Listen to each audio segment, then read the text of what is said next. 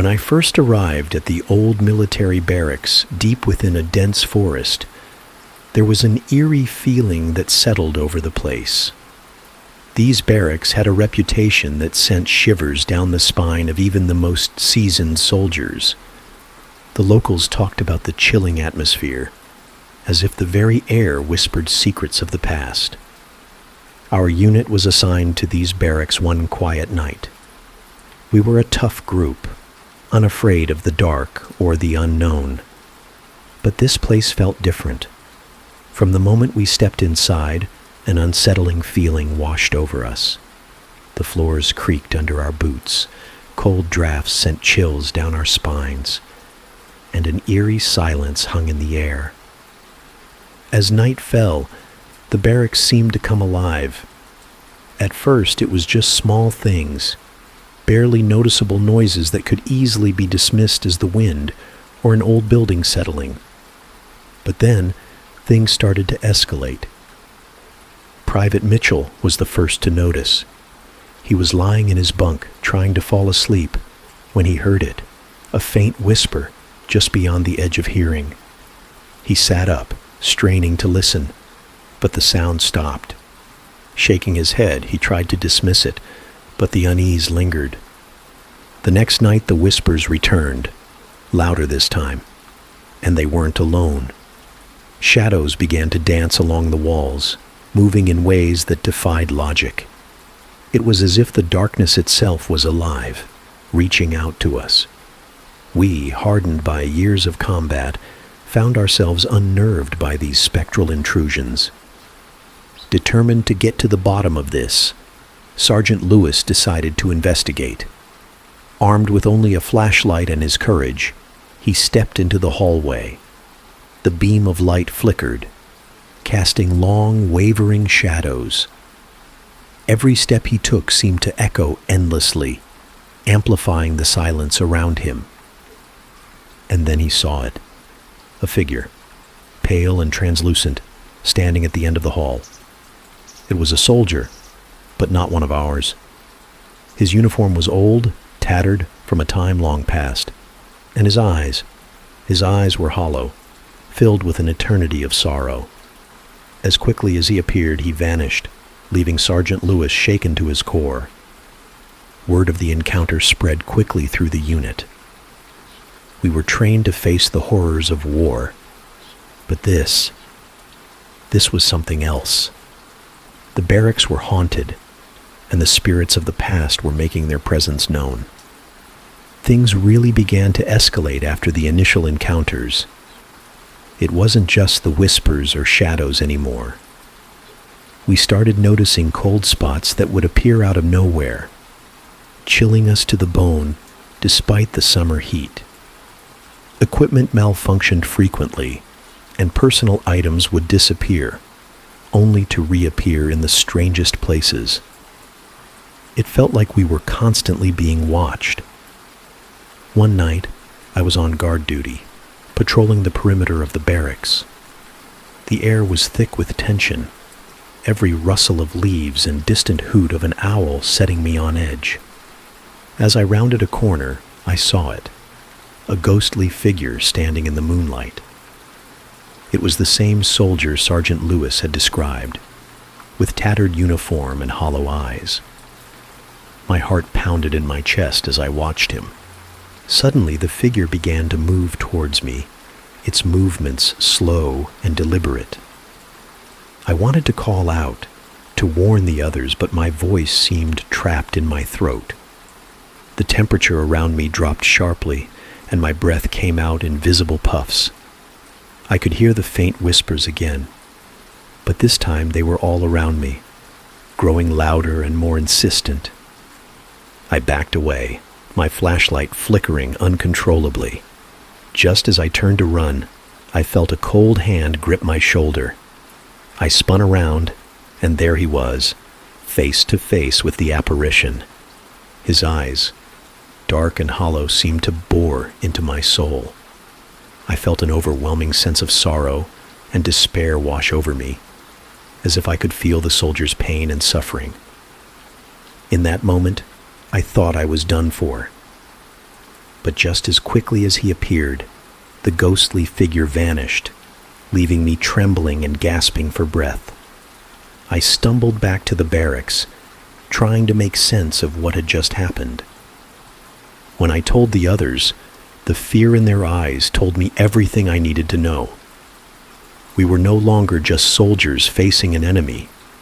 We were dealing with something far beyond our understanding. The haunted barracks had claimed another witness, and the terror was far from over.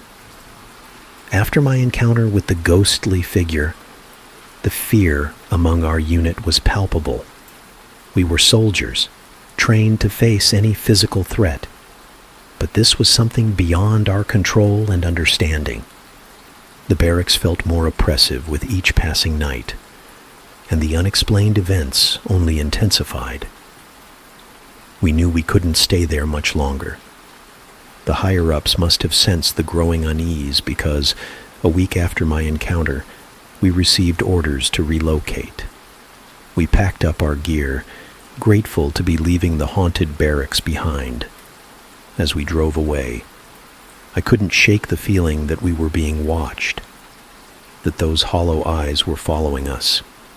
Even though we were miles away, the legend of the haunted barracks persisted. Stories of our encounters spread through the ranks, becoming more embellished with each retelling. Some said the ghost was a soldier who had died in a tragic accident. Others claimed it was the spirit of a long-forgotten war. The barracks were officially marked off limits, a decision that only fueled the rumors. Years later, I was stationed at a different base when I heard the news. A new unit had been assigned to the old barracks, despite the warnings and the stories. I couldn't believe it. Surely they knew what they were getting into. It didn't take long for the reports to start coming in. The new soldiers experienced the same eerie whispers, the dancing shadows, the cold spots. One night, a soldier reported seeing a ghostly figure with a tattered uniform and hollow eyes. It was as if history was repeating itself. The higher-ups tried to dismiss the claims, but the fear was too real, too intense. The unit was eventually relocated, just like we had been. The barracks, once again, were left abandoned. To this day, the legend of the haunted barracks remains. New recruits hear the stories and shiver, wondering if they'll ever have to face the spirits that haunt those old, decaying walls. And every time I think back to my time there, I can't help but feel a chill run down my spine. Some places are just meant to be left alone.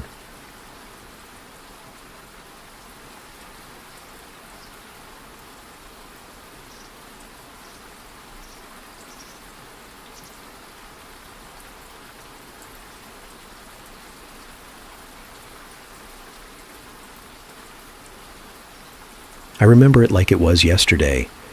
We were deep in the dense jungles of Vietnam, far from any semblance of civilization.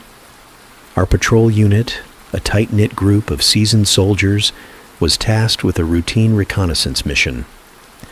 The jungle was a living, breathing entity, its thick canopy blocking out the sun, leaving us in a perpetual twilight. Every step was a struggle, the air thick with humidity and the sounds of the jungle echoing all around us. We had been moving through the dense underbrush for hours when we first noticed it. The usual cacophony of jungle sounds, the chirping of insects, the calls of distant animals, suddenly ceased. An eerie silence fell over us, the kind that makes the hairs on the back of your neck stand up. It was as if the jungle itself was holding its breath. Sergeant Harris, our unit leader, raised his hand, signaling us to halt. We scanned our surroundings, trying to pinpoint the source of our unease. That's when we saw them. Strange markings carved into the trees. They were unlike anything we had ever seen before. Intricate patterns that seemed almost otherworldly. The markings glowed faintly, despite the lack of light. As we moved closer to investigate, the the silence grew even more oppressive. It felt as though we had stepped into another realm, one where time and sound had ceased to exist.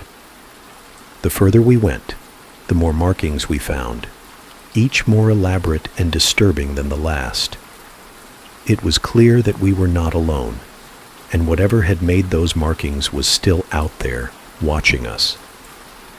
The jungle, which had once felt so alive, now felt like a tomb, its dense foliage closing in around us. We could feel eyes on us, an unseen presence that seemed to follow our every move. The air grew colder, a stark contrast to the usual oppressive heat. We were seasoned soldiers, but this was something beyond our training and comprehension. I remember Private Diaz whispering, "Do you guys feel that? It's like we're being watched." His words sent a shiver down my spine. We were trained to handle any enemy, but how do you fight something you can't see? Something that seems to be everywhere and nowhere at once. As we pressed on, the silence became almost deafening. Every step we took seemed to echo in the void, our breathing loud and ragged. We knew we had to keep moving, but the feeling of dread only grew stronger. We were deep in the heart of the jungle, surrounded by an unseen enemy, and the strange markings were just the beginning of our nightmare. As we pushed deeper into the jungle, the eerie silence became suffocating. The strange markings on the trees grew more frequent and more elaborate. It felt like we were walking into a trap, but we had no choice but to press on. Then it happened. Private Diaz, who had been at the rear, vanished without a trace. One moment he was there, and the next he was gone, swallowed by the jungle. We called out for him, our voices echoing eerily in the silence, but there was no response. Our hearts pounded with fear, but we couldn't afford to lose our composure. Sergeant Harris ordered us to form a tighter formation and keep our eyes peeled. But it didn't matter. One by one, my comrades started disappearing. It was as if the jungle itself was picking us off, taking us when we least expected it. First Diaz, then Thompson, then Lee. Each time there was no sound, no struggle, just an empty space where a soldier had been standing moments before. Panic set in. We were trained for combat, for facing visible enemies, but this was something else entirely. It felt like we were being hunted by ghosts. The markings on the trees seemed to mock us, glowing faintly in the dim light. It was as if they were guiding us deeper into the heart of the jungle, towards something we couldn't see or understand. Finally, there were only a few of us left. We huddled together, our nerves frayed, our weapons clutched tightly in our hands. The air around us grew colder, and the feeling of being watched intensified. We could hear whispers now, faint and indistinct, like voices carried on the wind. And then we saw them, shadows moving through the trees, too fast and too silent to be human. They surrounded us, their forms flickering in and out of sight. We opened fire, but our bullets seemed to pass right through them. The shadows closed in, and we were trapped with no way out. Sergeant Harris shouted orders, trying to maintain control, but it was no use. The shadows were upon us, their presence overwhelming. It felt like the jungle itself was alive, reaching out to claim us. I could see the fear in my comrades' eyes, the same fear that gripped my own heart. In that moment, I knew we were facing something beyond our understanding, something ancient and malevolent. The jungle had become our tomb, and the shadows were its guardians. As the last of my comrades disappeared into the darkness, I felt a cold hand grip my shoulder, and everything went black. I woke up to the sound of a chopper overhead. The light of dawn filtered through the dense canopy as I struggled to my feet. I was disoriented, my body aching, and my mind reeling from the events of the night.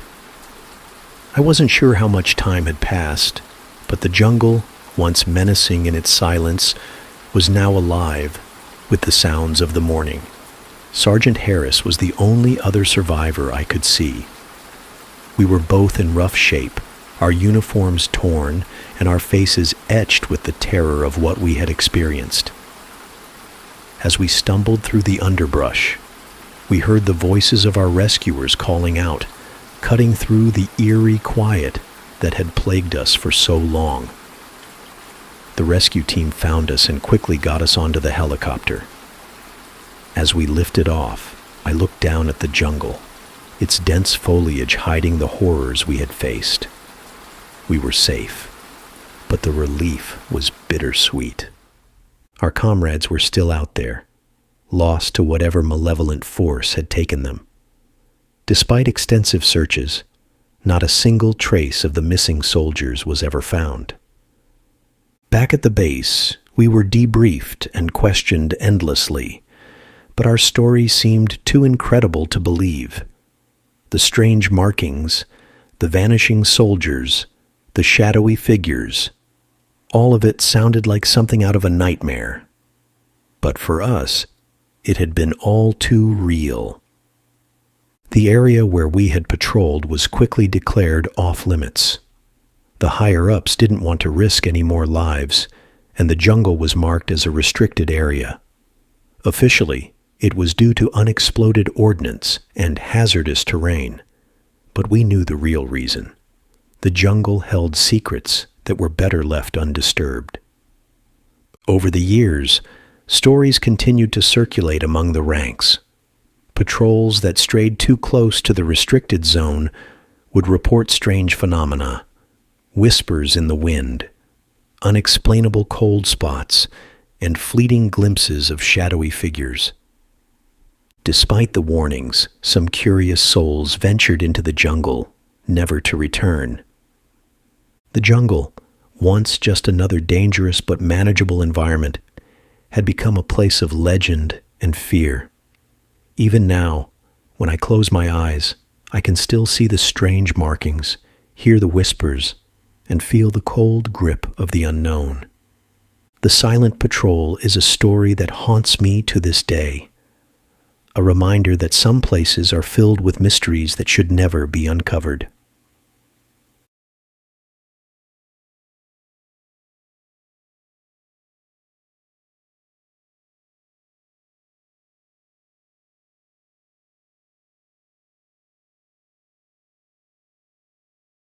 I'll never forget the heat. The relentless, oppressive heat of the desert as our platoon moved through the barren landscape on a routine mission. We were stationed in the Mojave Desert, a place that seemed to stretch endlessly in every direction, with nothing but sand, rocks, and the occasional scrub brush to break the monotony. Our mission was straightforward. A simple reconnaissance to check on some old, abandoned outposts that had been flagged for potential redevelopment. We were well prepared and well equipped, but the desert had a way of making you feel small and vulnerable, no matter how ready you thought you were. Everything was going smoothly until we suddenly lost contact with the base. Our radios, which had been functioning perfectly, went dead in an instant. Static filled our headsets, and all attempts to reestablish communication were futile. It was as if something had cut us off from the outside world entirely. As night began to fall, the temperature dropped sharply. We decided to set up camp and try the radios again in the morning. That's when we first saw the lights. Strange, shimmering lights on the horizon, moving in ways that defied explanation. They weren't the headlights of a vehicle or the flicker of campfires. These lights seemed to dance and hover, almost as if they were alive. Sergeant Reynolds was the first to notice. "What the hell is that?" he muttered, squinting into the distance. We all turned to look, and a chill ran down my spine. The lights were mesmerizing, shifting colors and shapes, drawing us in with their eerie beauty. Curiosity got the better of us, and we decided to investigate.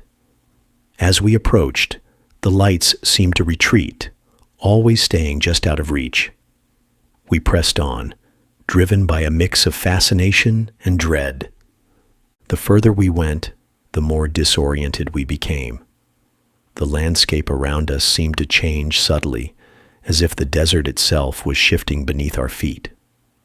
Suddenly, the lights vanished, plunging us into an almost unnatural darkness. We stopped, realizing we had wandered far from our camp. The sense of isolation was overwhelming, and the silence was deafening. Our flashlights cut through the night, but the familiar landmarks had disappeared. It was as if we had been transported to another world entirely. Panic set in as we tried to find our way back, but nothing looked right. The desert, usually so featureless, now felt like a labyrinth. We called out to each other, our voices tinged with fear, but the only response was the howling wind. We were truly alone, cut off from everything and everyone. The situation went from bad to worse as we tried to find our way back to camp. Our equipment started to malfunction. Compasses spinning wildly, GPS units showing nonsense coordinates, and even our flashlights flickering despite fresh batteries. It felt like the desert itself was conspiring against us, warping reality in subtle but terrifying ways. As we pressed on, the hallucinations began. At first they were small, a flash of movement out of the corner of my eye, a shadow that shouldn't have been there. But then they grew more intense. Private Walker swore he saw figures moving among the dunes, ghostly shapes that vanished when you looked directly at them. Corporal Davis started talking about hearing whispers, faint but persistent, calling his name from somewhere in the dark. We were all on edge, our nerves frayed by the unrelenting heat and the eerie silence. Every step felt like a struggle against an unseen force. Our minds were playing tricks on us, and it was becoming harder to tell what was real and what was an illusion. Then, out of nowhere, we stumbled upon something that none of us could have anticipated: an abandoned village. The buildings were ancient, made of stone and partially buried by the shifting sands. There were no signs of life, but the structures were remarkably well preserved, as if they had been abandoned suddenly and recently. We moved cautiously through the village, our senses on high alert. The place had an eerie, timeless quality, and we couldn't shake the feeling that we were being watched. Strange symbols were carved into the walls, symbols that none of us recognized. It was as if we had stepped into another era, a forgotten chapter of history that had somehow remained hidden in the desert. Sergeant Reynolds was the first to speak. "This isn't on any of our maps," he said, his voice barely above a whisper. "What is this place?" As we explored further, we found signs of an ancient civilization: pottery shards, tools, even what looked like a ceremonial altar. It was clear that this village had once been a thriving community, but now it was nothing more than a ghost town, swallowed by the sands of time. The discovery should have been exciting, a treasure trove of history, but all I felt was dread. The air was thick with tension, and the hallucinations continued to plague us. Shadows moved at the edges of our vision, and the whispers grew louder, more insistent. It was as if the very ground we stood on was haunted by the spirits of the past. We tried to document what we found, taking photos and marking our location, but our equipment continued to fail. It was like the village itself didn't want to be recorded, didn't want to be known. And then, just as suddenly as we had found it, the village seemed to close in around us, the sand and shadows blending together until we could no longer see the way out. We were trapped, surrounded by the remnants of a forgotten world, with no way to call for help, and no idea if we would ever see the outside world again. By this point, fear had taken a firm grip on us. The strange village, the hallucinations, and the sense of being watched, it was all too much. We were trained soldiers, but this was something far beyond any of our experiences. We needed to get out, to escape this nightmare. We tried to retrace our steps, but the village seemed to shift and change around us. Every path led us back to where we started, and the whispers grew louder, more desperate. Some of the guys started breaking down, their minds unable to cope with the relentless, unseen pressure. Then everything went black. I don't remember how long we were out, but when I came to, I was lying in the desert, staring up at the sky. The sun was blazing, and the village was gone. I looked around and saw a few of my comrades, all in a similar state of confusion and exhaustion. There was no sign of the ancient ruins, no markings, nothing, just endless sand. We managed to stumble back to a known location where a search team found us. We were dehydrated, disoriented, and had no clear memory of how we had escaped or what had happened during those missing hours. Our equipment was dead, and any recordings we had tried to make were corrupted beyond recovery. Back at the base, we were debriefed extensively. Our superiors were skeptical, and frankly, we sounded insane. How could an entire ancient village just disappear? They wrote it off as heat stroke and mass hallucination, but we knew better. We had seen it, felt it. Weeks later, I couldn't shake the experience. I requested satellite images of the area, desperate to prove that what we saw was real. But when the images came back, they showed nothing. Just an expanse of empty desert where the village had been. No ruins, no markings. Nothing to indicate that anyone had ever been there. To this day, I can't explain what happened. It's like the village was never there, or it slipped out of our reality as quickly as it appeared. Those of us who survived rarely speak of it. It's a memory that haunts me, a mystery that will never be solved. The desert holds its secrets close, and some things are better left undiscovered.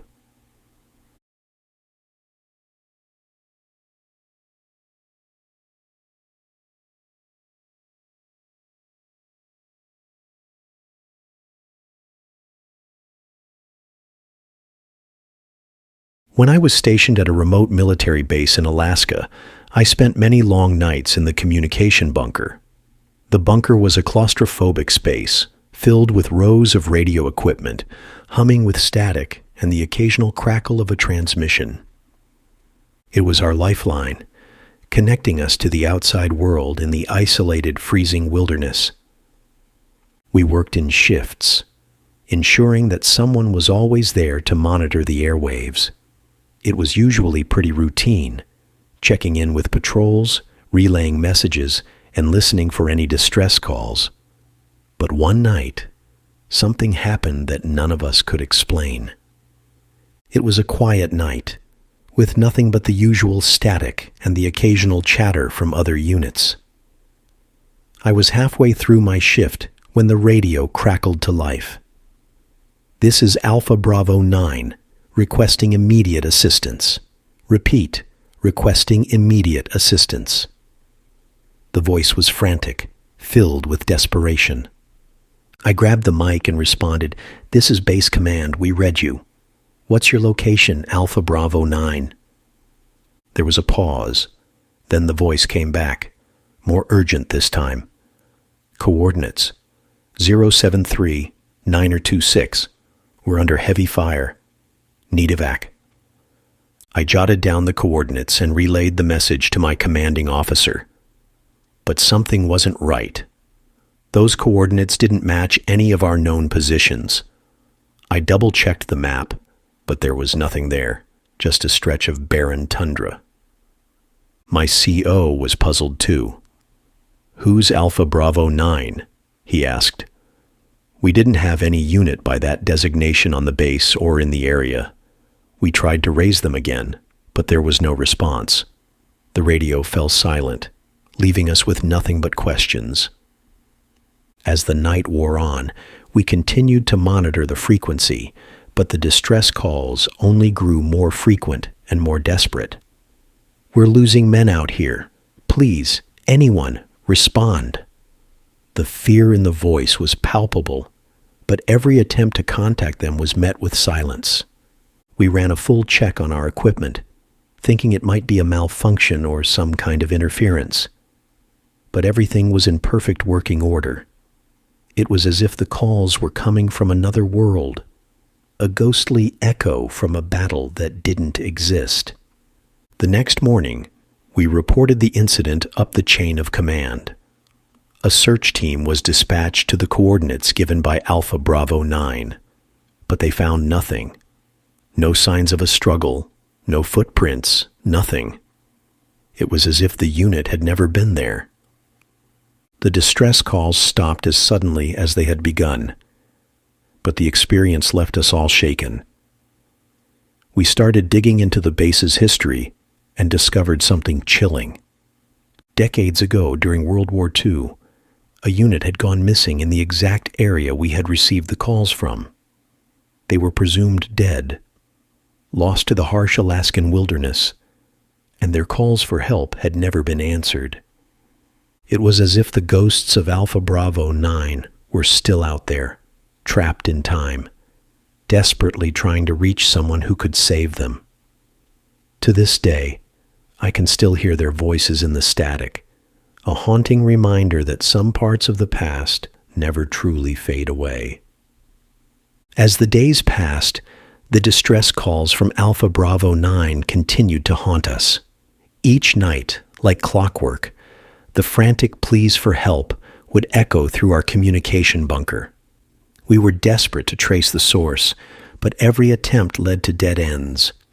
We used every tool at our disposal: signal triangulation, frequency analysis, even consulting old records and maps, but nothing added up.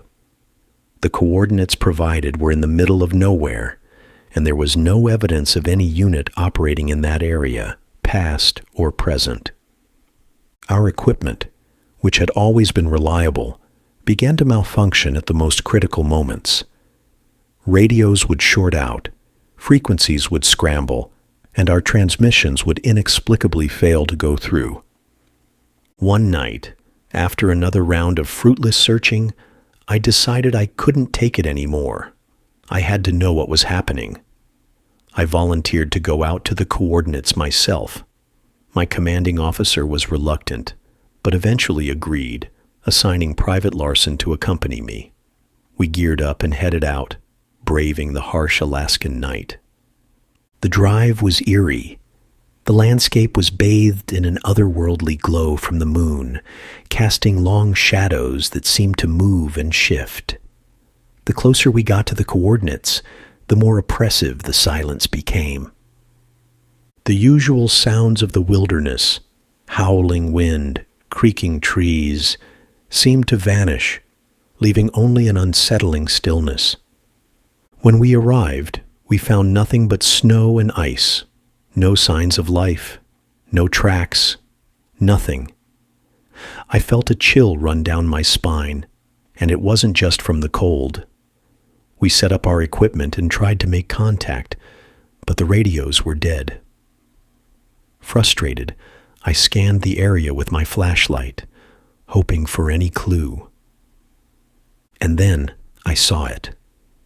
A figure, barely visible through the swirling snow, standing a few yards away. I called out, but there was no response. The figure remained still, almost as if it was waiting. Larson and I approached cautiously. our flashlights cutting through the darkness. As we got closer, the figure came into focus. It was a soldier, his uniform tattered and his face gaunt. He looked like he had been through hell. His eyes, hollow and haunted, met mine. He opened his mouth to speak, but no sound came out. Instead, I felt an overwhelming wave of sorrow and desperation wash over me. "Alpha Bravo 9?" I whispered, my voice trembling. The soldier nodded slowly, his expression one of infinite sadness. He raised his arm and pointed towards a nearby ridge. I turned to look, but there was nothing there. When I turned back, the soldier was gone. Larson and I were left standing in the snow, stunned and shaken. We searched the area thoroughly, but found no trace of the soldier or any other signs of life. We returned to the base, our minds reeling from what we had just experienced. The distress calls stopped after that night, but the memory of the ghostly soldier stayed with me. We reported our encounter, but it was met with skepticism. Officially, it was chalked up to stress and the harsh conditions playing tricks on our minds. But I knew what I had seen. To this day, I believe that the soldier was one of the lost men from Alpha Bravo 9, trapped in some kind of limbo, reaching out for help that never came. The experience changed me, a haunting reminder of the past's unyielding grip on the present. The ghost of that soldier still lingers in my thoughts, a silent plea for answers that may never be found. After that night in the snow, I couldn't shake the image of the ghostly soldier. Back at the base, I dug into the archives, determined to find out who he was. What I discovered left me cold. Decades ago, during the height of the Cold War, a radio operator named Corporal James Fletcher had been stationed in our bunker. One night, during a severe storm, a freak accident caused an electrical fire in the bunker. Fletcher was trapped and died before help could arrive. His death had always been shrouded in mystery, with some claiming they could still hear his voice over the radio. I realized that the distress calls we had been receiving were from him, reaching out from beyond the grave, stuck in a loop, desperately trying to contact someone to save him. I brought this information to my commanding officer. After some deliberation, it was decided that the bunker should be sealed off. It was too dangerous, and the eerie disturbances were affecting morale. We gathered one last time in the bunker to shut everything down. As we powered off the equipment, the familiar crackle of the radio filled the room one last time. "This is Alpha Bravo 9, requesting immediate assistance," the voice pleaded, now more of a mournful whisper.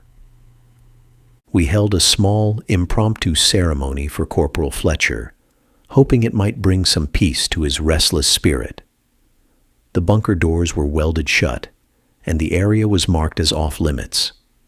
Life at the base gradually returned to normal, but those of us who had been there knew the truth. The story doesn't end there, though. Weeks later, while on night shift in the new communication room, I heard it again. The faint, crackling plea for help from Alpha Bravo 9. My blood ran cold. Despite the bunker being sealed, the calls continued, as if Corporal Fletcher's spirit had found a new way to reach out. To this day, the calls occasionally come through, always the same desperate message, always at night. The new operators are puzzled, but dismiss it as interference or a prank. But those of us who know the story understand. Corporal Fletcher is still out there, trapped in his final moments, forever trying to contact the living from beyond the grave. The phantom radio operator remains a chilling reminder that some spirits never find rest, and some voices can never be silenced.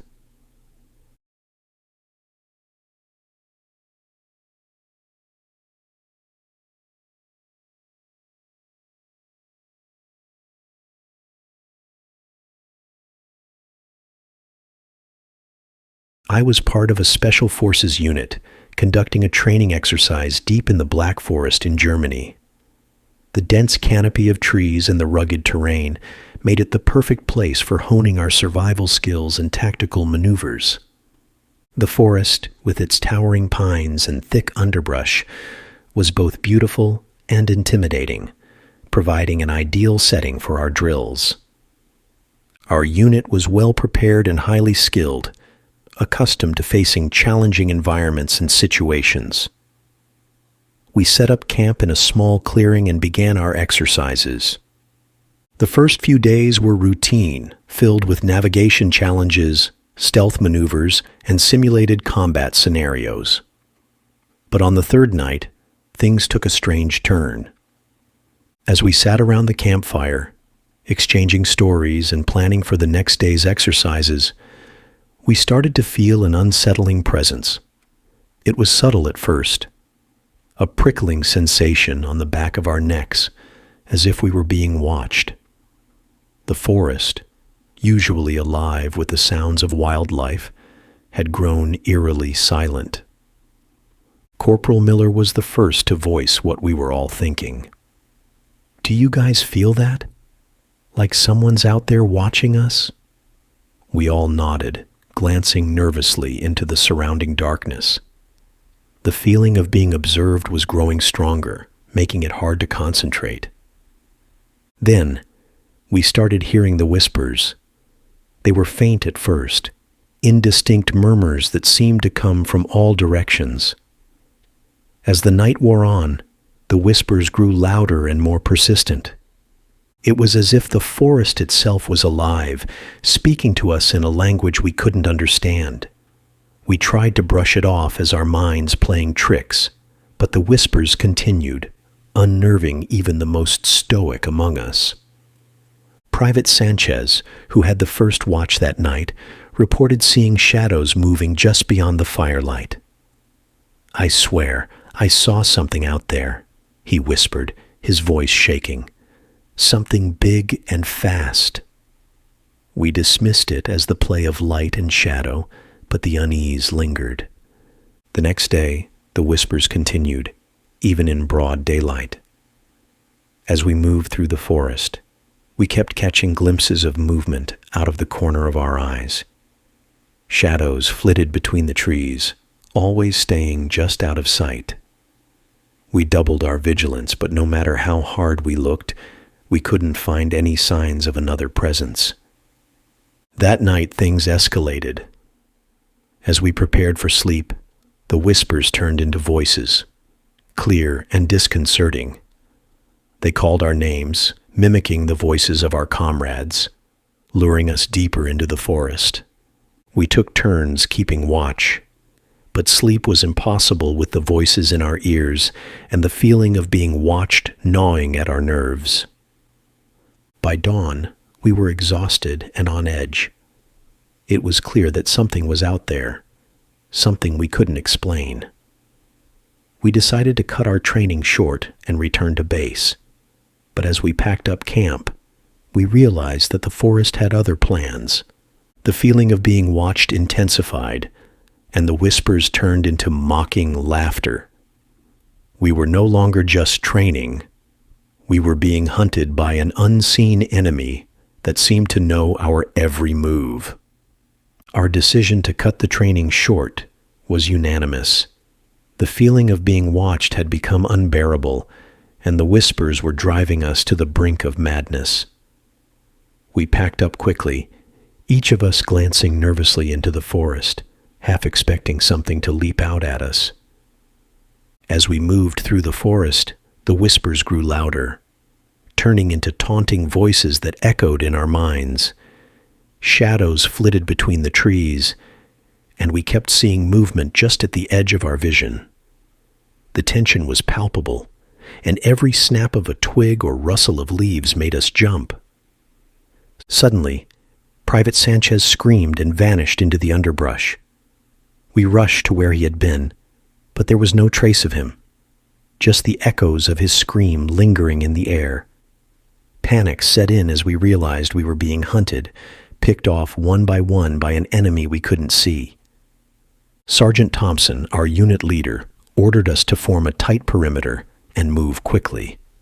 But the forest seemed to close in around us, the trees pressing closer together, making it difficult to navigate. We stumbled through the underbrush, our nerves frayed, as more of our team disappeared into the shadows. It was like a nightmare come to life.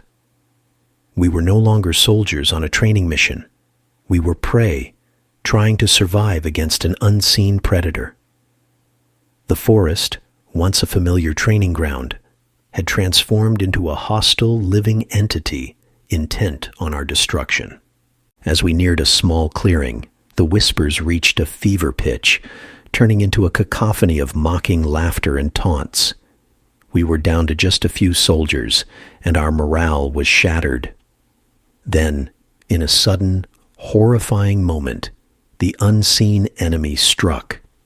Sergeant Thompson was lifted off the ground by an invisible force and thrown into a tree with bone-crunching force.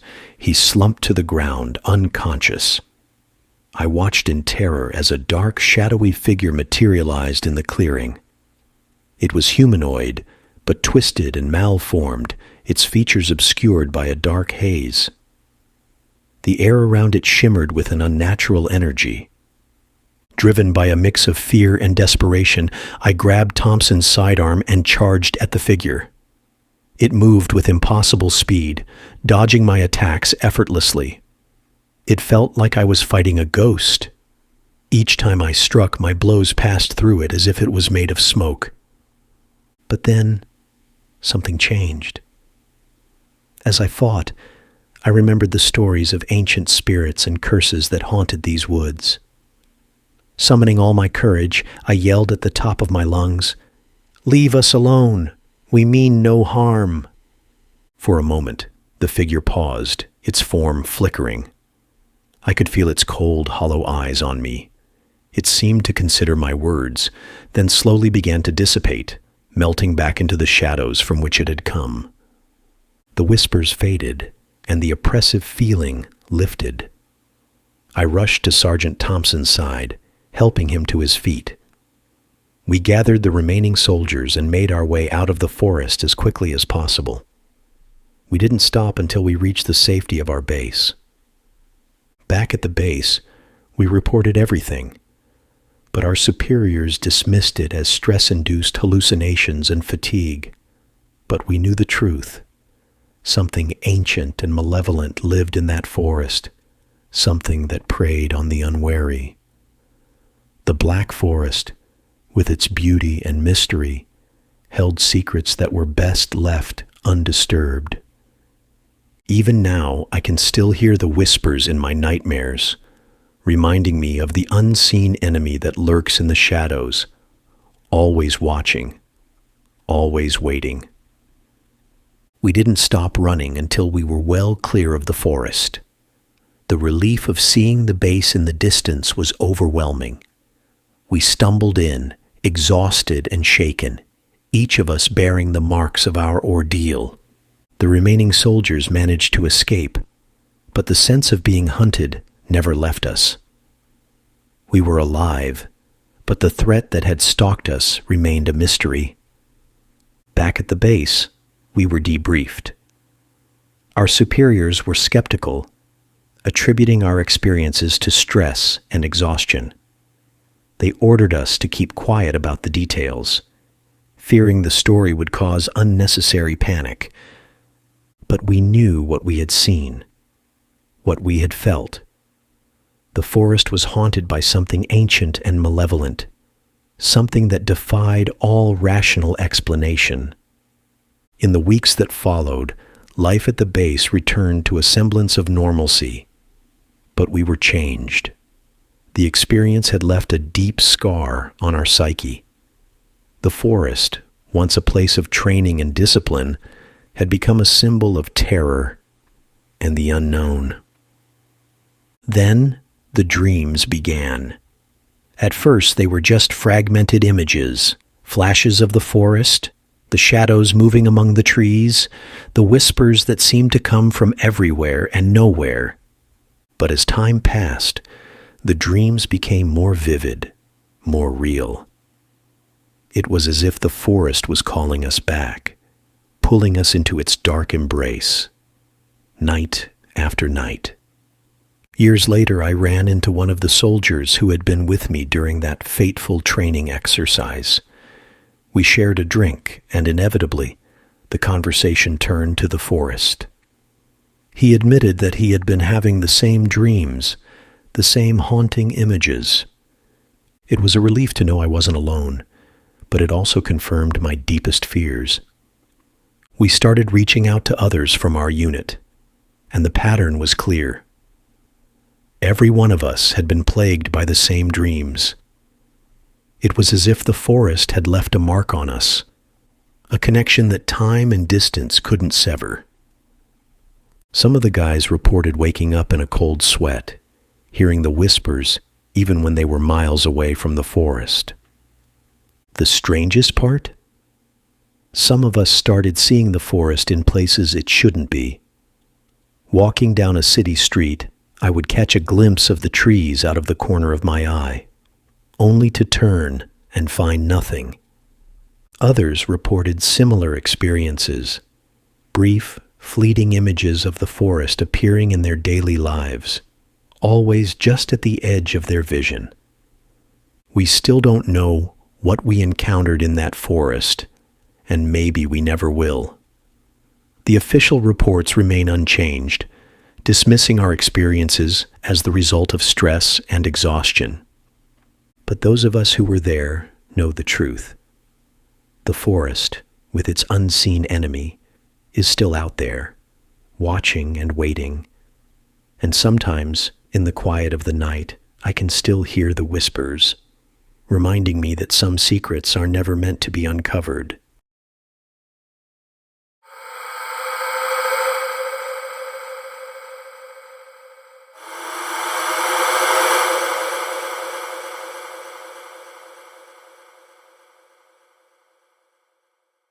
I am a member of the Danish Royal Navy's Frømandskorpset, more popularly known as the Danish Frogmen. For those of you who are well knowledgeable on international special forces, you've probably seen that now famous photo of a fire team aboard a boat with veils obscuring their faces. That is also probably one of the pieces of information you've ever received on us, as my home country's Naval Special Warfare Unit is shrouded in mystery for good reason. We're NATO's silent workhorse, having followed larger nations and militaries into conflict zones such as Iraq, Afghanistan, Syria, the Balkans, to some places that aren't declassified. Out of the nearly 600 applicants the Royal Navy gets for its Frømandskorpset a year, less than a dozen actually make it in, and fewer still are able to give up everything to make this a long-term career. I am one of the few.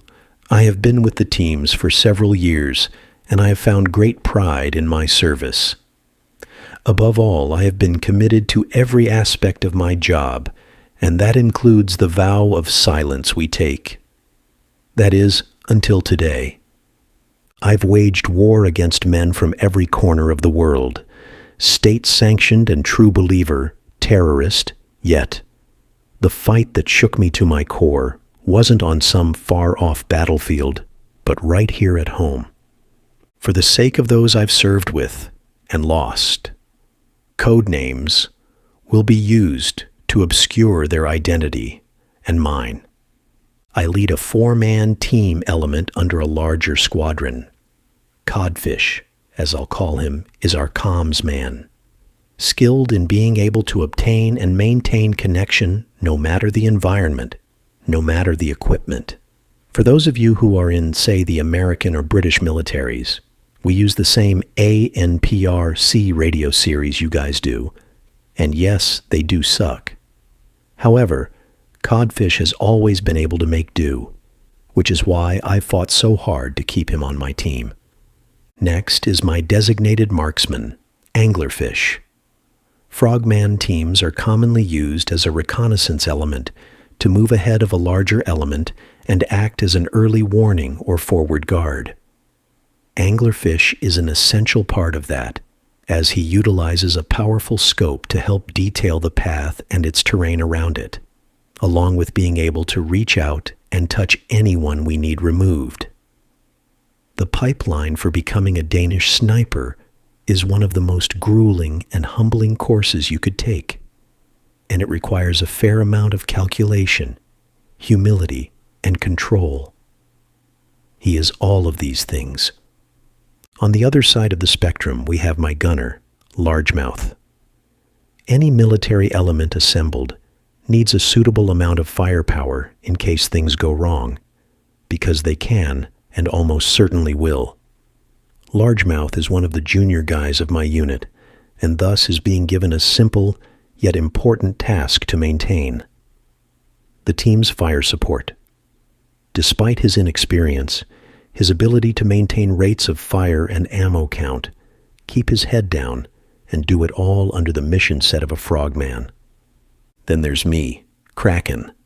I've served with the unit for almost 10 years now, experience in 4 official theaters and 2 classified ones.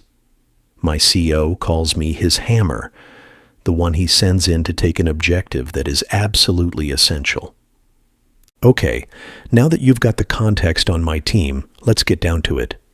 Danish SOCOM is seen as one of NATO's finest units, and because of that, it's not uncommon for us to be called upon, even as we are back home.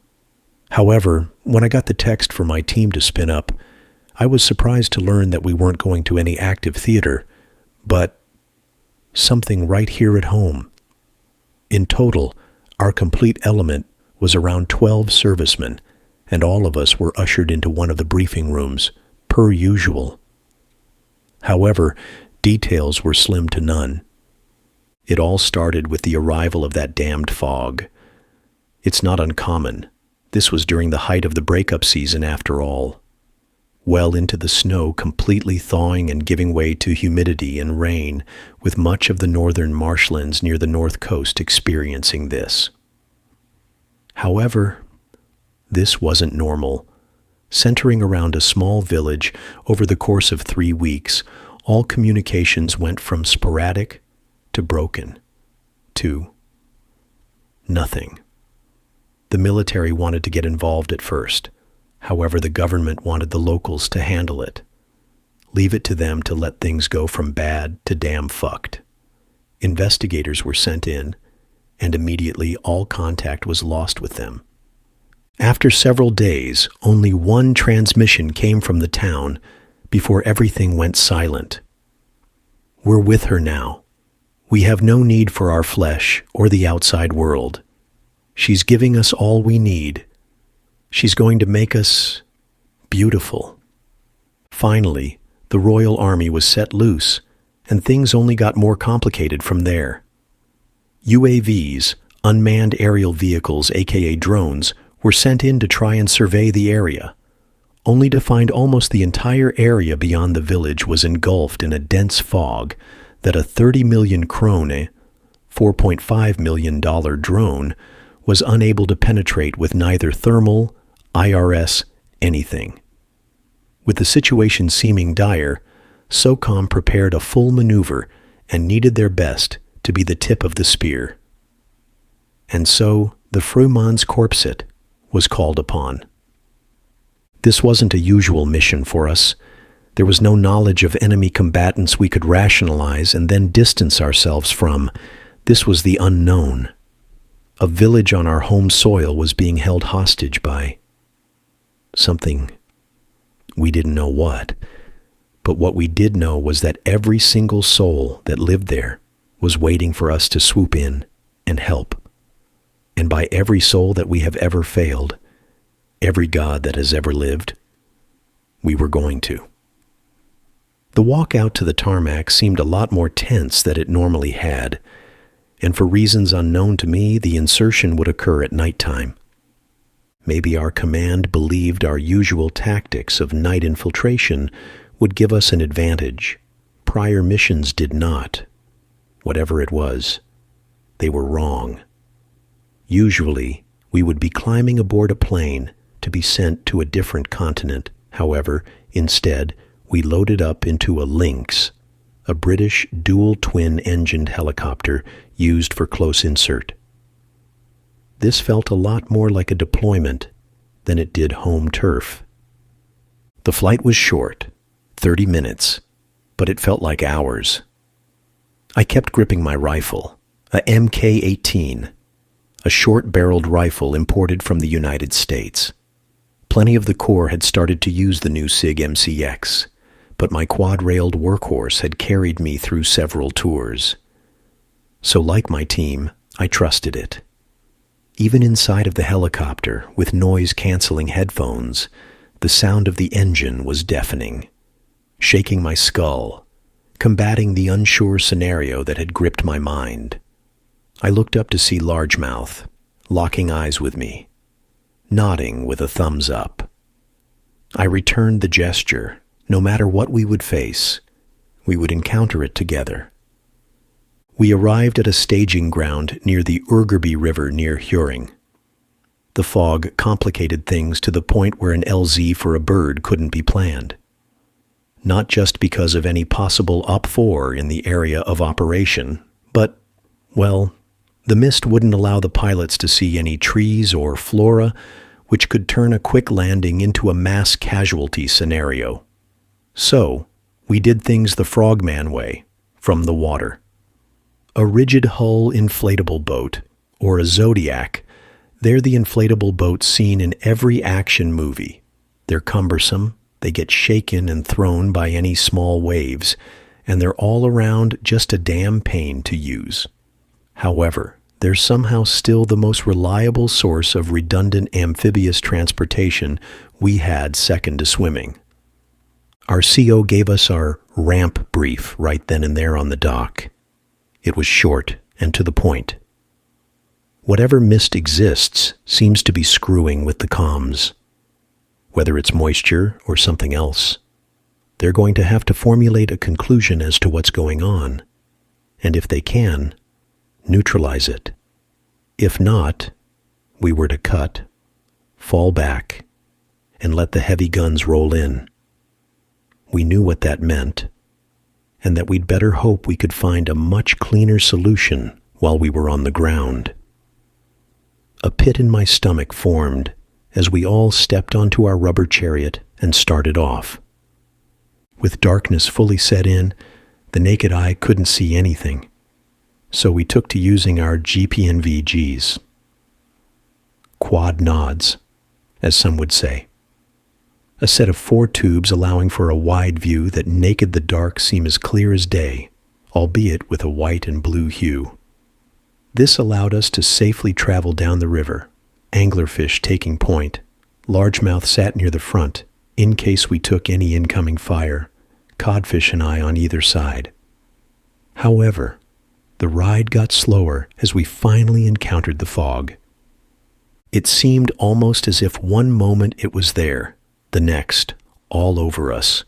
You could barely see the edges of the river and the green near it, so Angler had to crank way the hell down. It then became a slow crawl through the marsh, our Zodiac turning left and right through the weaving river as the IR lasers mounted to our weapons scanned across the edges of the fog, ready in case anything were to test us. And then, we were only a few kilometers from the village when the engine suddenly died. 1 second, the low hum of the propellers, the next off. This caused Angler to gaze back in surprise, a low mutter of, "What the hell?" Largemouth kept watch as the rest of us moved to inspect the engine. Codfish opened it up and was astounded. "It's in perfect condition," he muttered, looking up at me. "Something's preventing it from igniting, so it just won't start." As he continued to dig deeper into the engine, triple-checking to make sure his assessment wasn't wrong, I sat there debating our options as the Zodiac drifted to a halt, as the water remained deathly still, leaving us all in a permeable silence. That's what I noticed first. The silence. We frogmen spend a lot of time in the field, figuratively and literally soaking in nature's worst, yet most pure conditions. I've spent a lot of time up to my mouth in swamp water, mud. And taking in nature, you realize something. There is always some sort of sound. A cricket, a bird, anything. Heat had returned to Europe, so the winter's cold wasn't in effect. Living creatures had come out of hibernation, and there are some LZs I've been to where the cicadas are so loud we had to yell to each other in order to hear. And yet, here, dead silence, all ambient sound muffled by whatever the hell this fog was made of, and the water was still. This was an active river. There should be some sort of current. And yet, whatever was in these woods commanded its respect. The forest around us was much more afraid of it than it was a team of Danish Special Forces operatives. We had to tread carefully. I reached for something on my vest, a PTT push-to-talk device that connected our headsets to a team frequency. Usually we were close enough to not need it, however it helped minimize the amount of noise it made. We aren't getting any further on water. We need to ditch the raft and head in on foot, I said. Codfish gave up on the engine and took up a watch position. From over the channel, Anglerfish asked, "What about our exfil? We'll have to take the long way out." I responded, slinging my rifle as I braced myself and dropped feet first into the icy river and dragged the raft to the shore. As we stepped foot on soil, we beached the craft and maneuvered forward in a wedge. Largemouth to my right, Anglerfish to my left, as he always seemed to help pick the best route to maneuver on. Codfish further back to keep our comms out of direct fire. The mist gave us little to no line of sight, only being able to see around 5 meters ahead at the most, and that was it.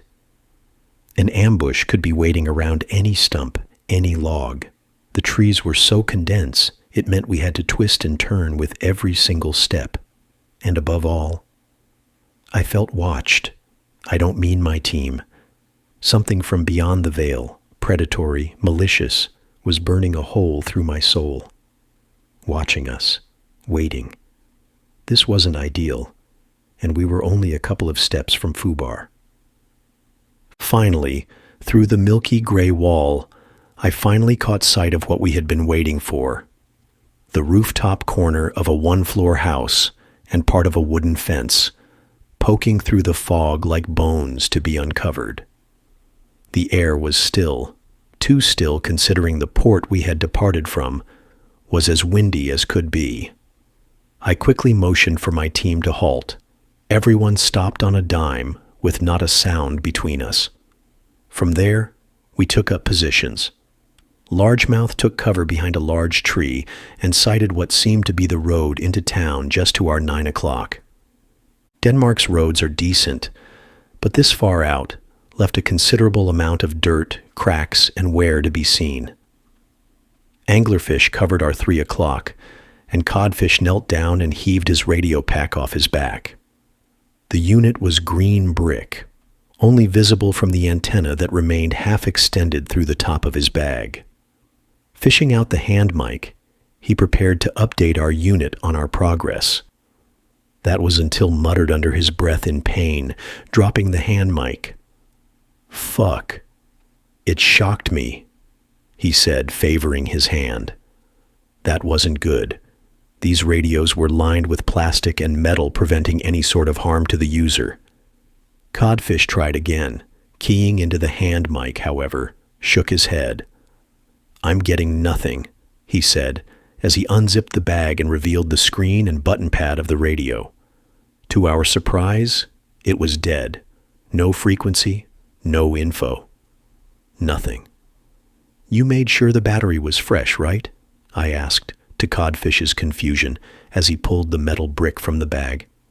"Of course, I don't—" "What the—" Codfish's words trailed off when he opened up the radio. The beige square battery, along with the entire inside of the radio, was layered with moss. He had to fight to pry the battery out, showing that it was caked in it, along with a ton of condensation. "You know how to maintain your equipment?" Largemouth said, gazing at the site as he went back to scanning the road. "Shut your mouth, of course I do." Codfish snapped back in a harsh whisper. It wasn't uncommon for moisture in a fog this thick to leak through bags, fatigues, rucks. But these radios were, under reasonable circumstances, able to hold up against being rained on for a considerable amount of time. That, and when the batteries are locked in, the compartment is virtually sealed. And it was inside a waterproof bag. Codfish hadn't dropped into the river as well. Something wasn't right. The more we fussed over the radio, the more it seemed the darkness around us was closing in, smothering us. "You think your Harris can reach it?" I asked, referencing the smaller radio mounted to his vest. We all had them to communicate through our headsets if need be, and they could reach out quite a ways. However, a proper radio unit was needed for sustainable communication. He switched to the TOC's radio and keyed in. "Any station on this net, I am requesting a radio check." I heard his words buzz through my headset. Only silence answered, so I tried. "Element lead to main, radio check, over. Any station." Nothing. Although no words were said, I could feel the unanimous feeling of dread wash over all of us. "Pick up, we're heading in," I said, rising to my feet. "What about our comms?" "We've got no way to alert main," Codfish asked, packing away his radio. "We still need to figure out what's happened. No info, no point to us being here, and we're sitting ducks." I explained. I looked to Largemouth. "You got anything?" He shook his head. "Negative. Road is empty," scanning with his MG3. At the very least, we still had the element of surprise, hopefully. "What about you?" I asked Anglerfish. No response from my designated marksman as he continued to stare out into the swamp, his rifle braced against the tree. I looked to Codfish, who gazed back, a mutual look of nervousness. I called out to Anglerfish again, and after a moment he seemed to shake his head, coming out of disassociation. "No, nothing," he said, picking up and preparing to move. "You good?" I asked, locking eyes with his GPNVG's tubes as he slowly turned, staring at me. "Yeah," he said in a low tone. The pit in my stomach grew deeper with every single step we took into that hell. However, I didn't have the luxury of stopping for long. None of us did. I had my team form into a diamond, Codfish and Anglerfish to my right and left, Largemouth covering our rear. The roads were definitely experiencing the effects of the rainy season after several weeks of no maintenance, as a layer of mud and gravel caked the surface. The houses around us, dark, filled with shadows and pitch-black voids, were a mix of old-style stone and hay and newer brick houses with wood and tiles. However, all of them looked deserted. I probably would have been shivering from the wet cold of the air had adrenaline not been pumping through every vein in my body. The low visibility of the fog and darkness left 1,000 avenues of ambush and approach that needed to be covered, for 1,000,000 possibilities. Our home was being overrun by whatever the parasitic mist had brought, and every single step we took drew us further and further into this mobile kill box. I could tell my men were feeling it. Codfish focused far too much on certain windows and shadows, causing him to quickly, yet messily snap to new points. From the corner of my vision, through the white blue of my nods, I could see Largemouth's head snapping back again and again. Yet, Anglerfish seemed distant. Snipers needed to be calm, comfortable in uncomfortable situations. but he seemed too much to the point of complacent. I wanted to call it out, yet a shape from my front caused me to halt my team. We all took a knee, trying to hug the side of the road for cover as we were in the worst position possible. It was rectangular, 4 doors with a license plate that read a W65683 with a light bar on the top. Through the low light I could see it was white with jagged markings. A police patrol vehicle. The front and rear left side doors were opened. The back window was smashed from a circular impact mark. Blunt force trauma, a rock or a brick. No signs of life from where we were. We moved in. Anglerfish and largemouth took the right side. IR lasers scanning through as codfish and I cleared the open left. It was empty.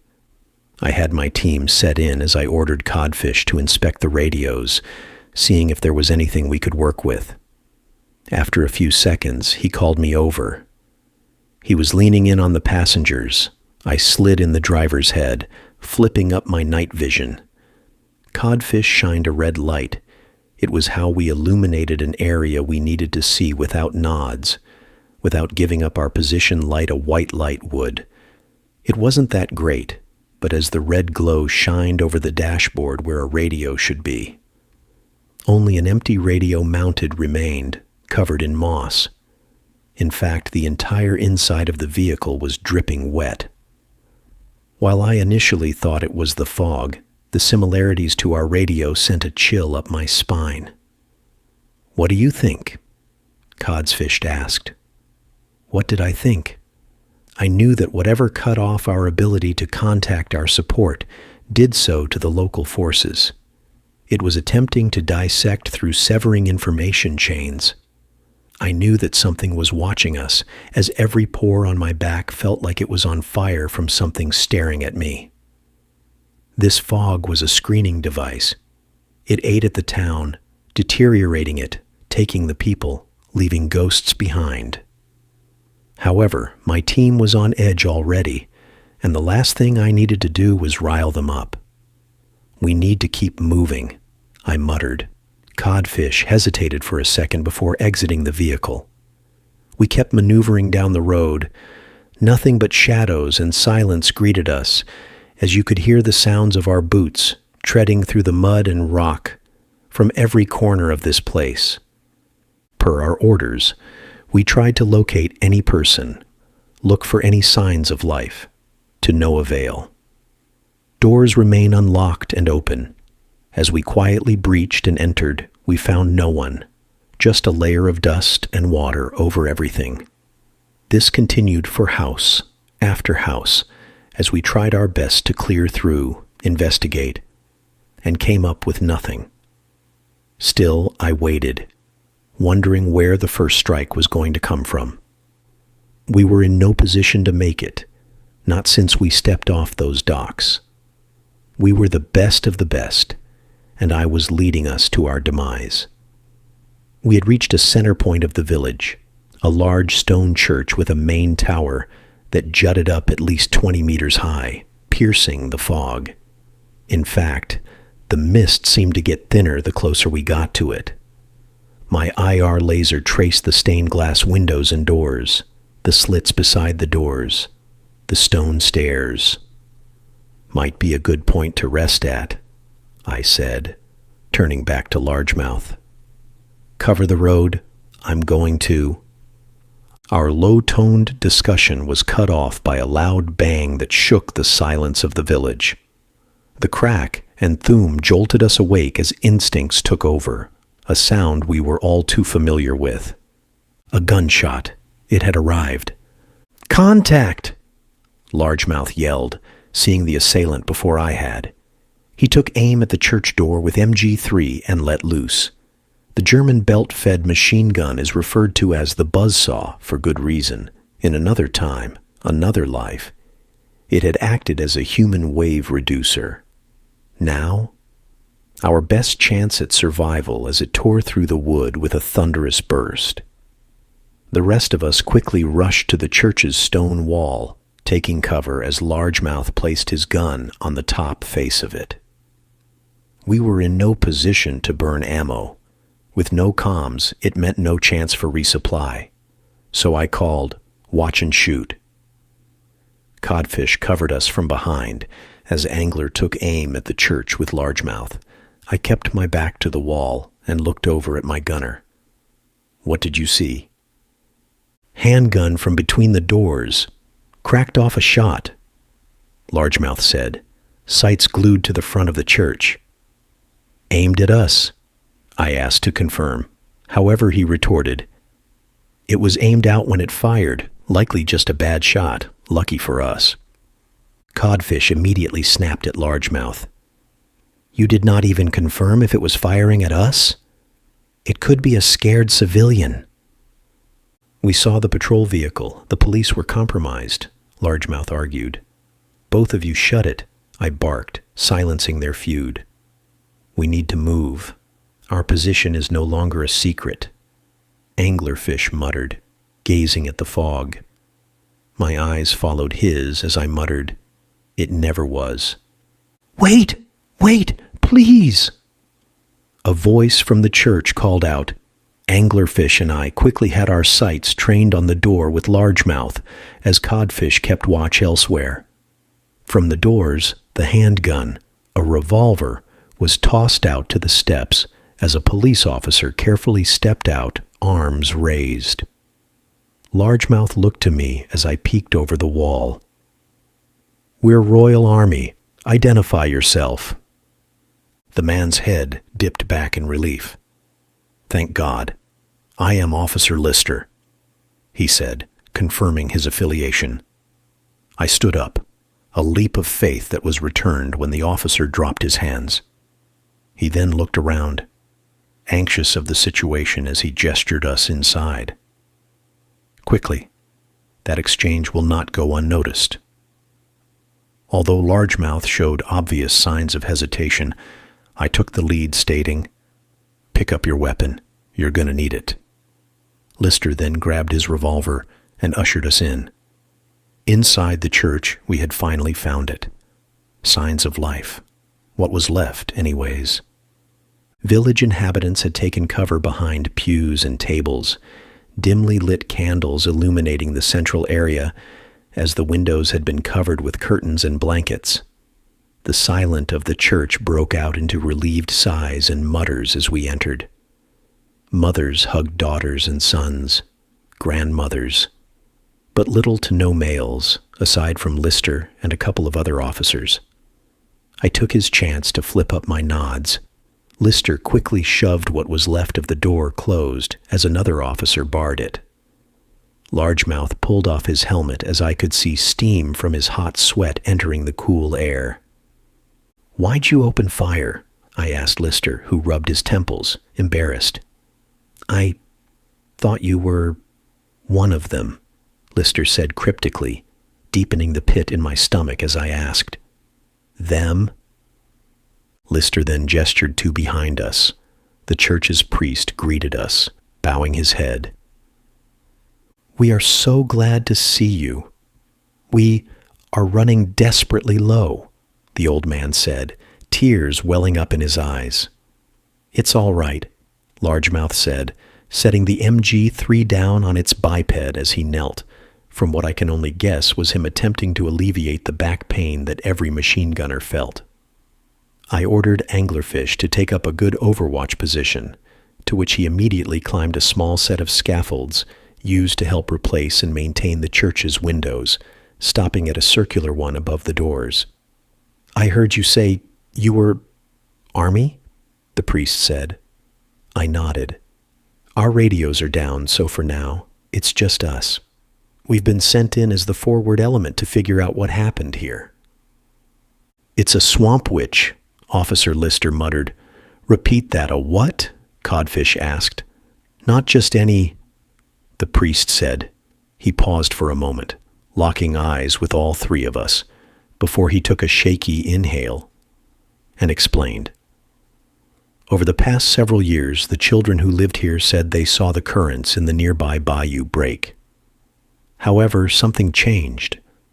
When the rainy season arrived, the mists that would come and go didn't leave, and as our home became more and more shrouded, people began to disappear. First the men, then the police when they tried to investigate. Before long, people started to take refuge. I looked to Lister, dread filling his eyes as he looked to the floor, then back to me.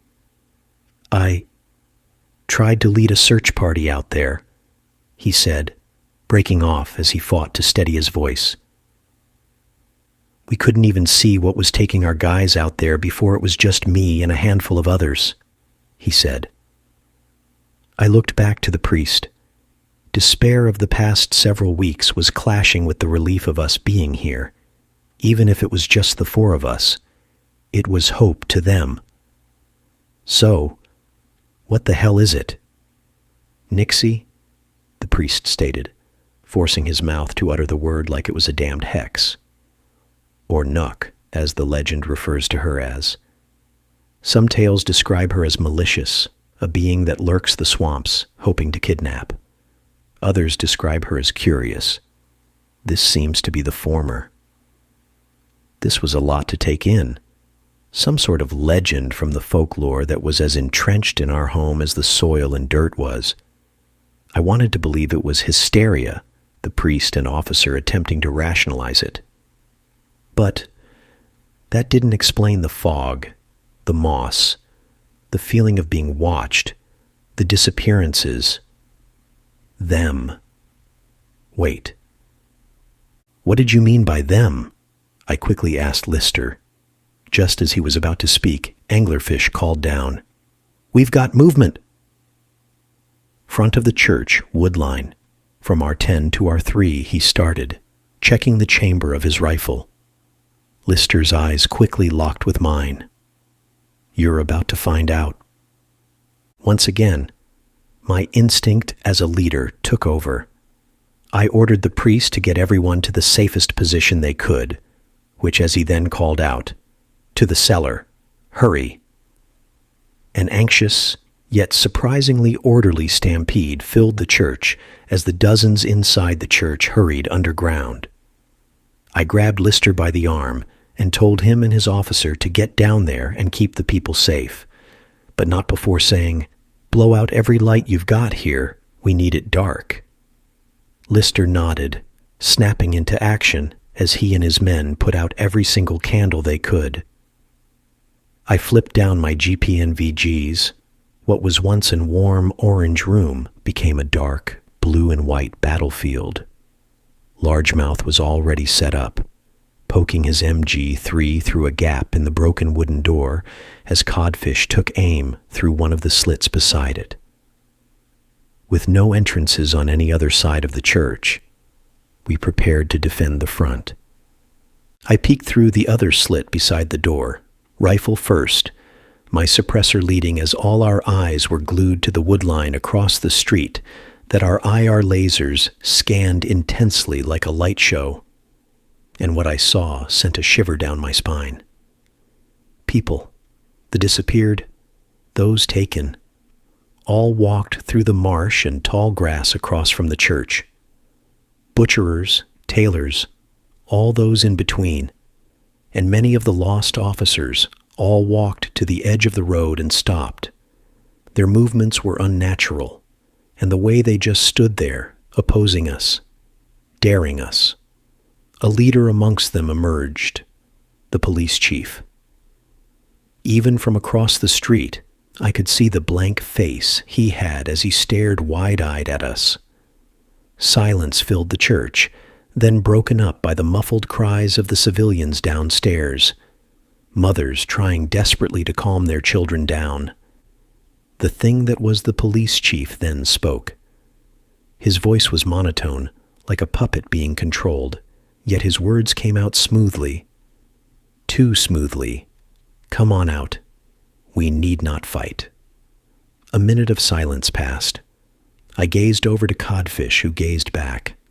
Largemouth was locked in place, taking aim. There was no playbook on this.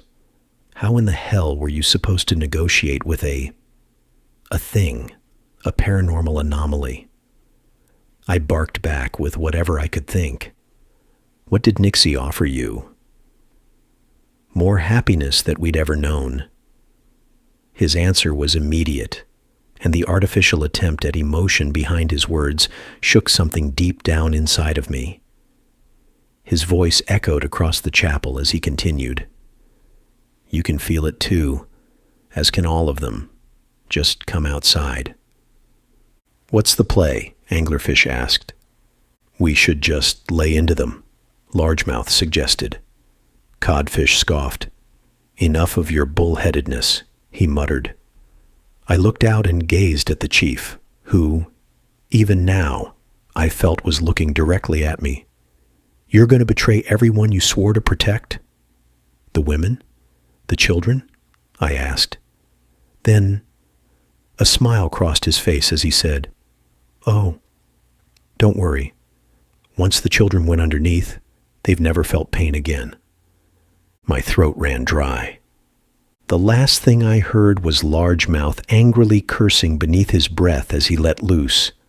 The retrofitted suppressor he had mounted onto the front of his gun barely contained the thunderous sound of a long burst of rounds tore through the night as the yellow and reds of rounds.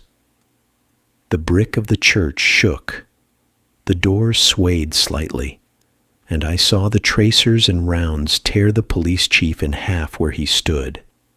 Then, the horde mounted at the edge of the marsh rushed the chapel. Their eyes were filled with an animalistic rage.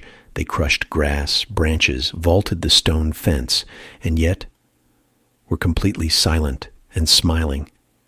Engage! Engage! I screamed, the sound barrier of the mist battling Largemouth's controlled bursts of violence as groups of them were cut down at a time, a pile of brass building up around him. Even then, some still tried to crawl as pieces of themselves hung off by tendon and flesh. Their commandeered bodies now had only one goal: breach the church and commit unspeakable horrors to those inside. We would not allow that. Those that reached the windows were taken down by Codfish and I, who with controlled groups of 2 and 3 rounds kept the swarm at bay. I still remember it. A series of hands reaching inside, fingers trying to grasp on anything.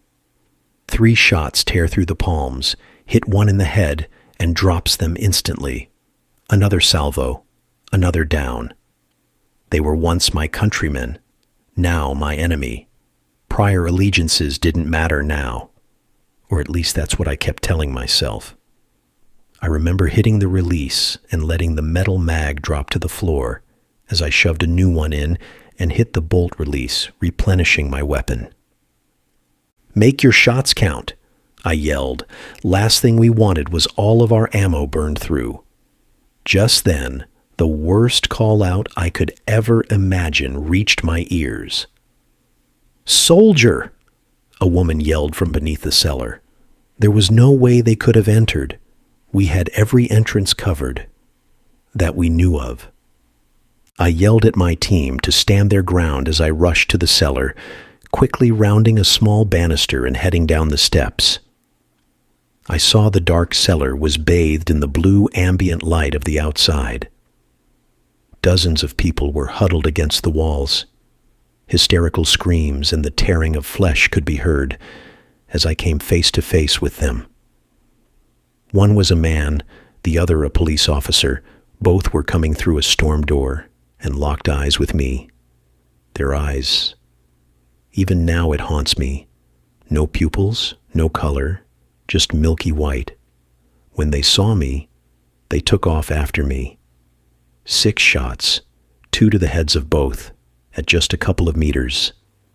The sound of my suppressed barrel bounced off the walls in the room, undoubtedly deafening anyone close.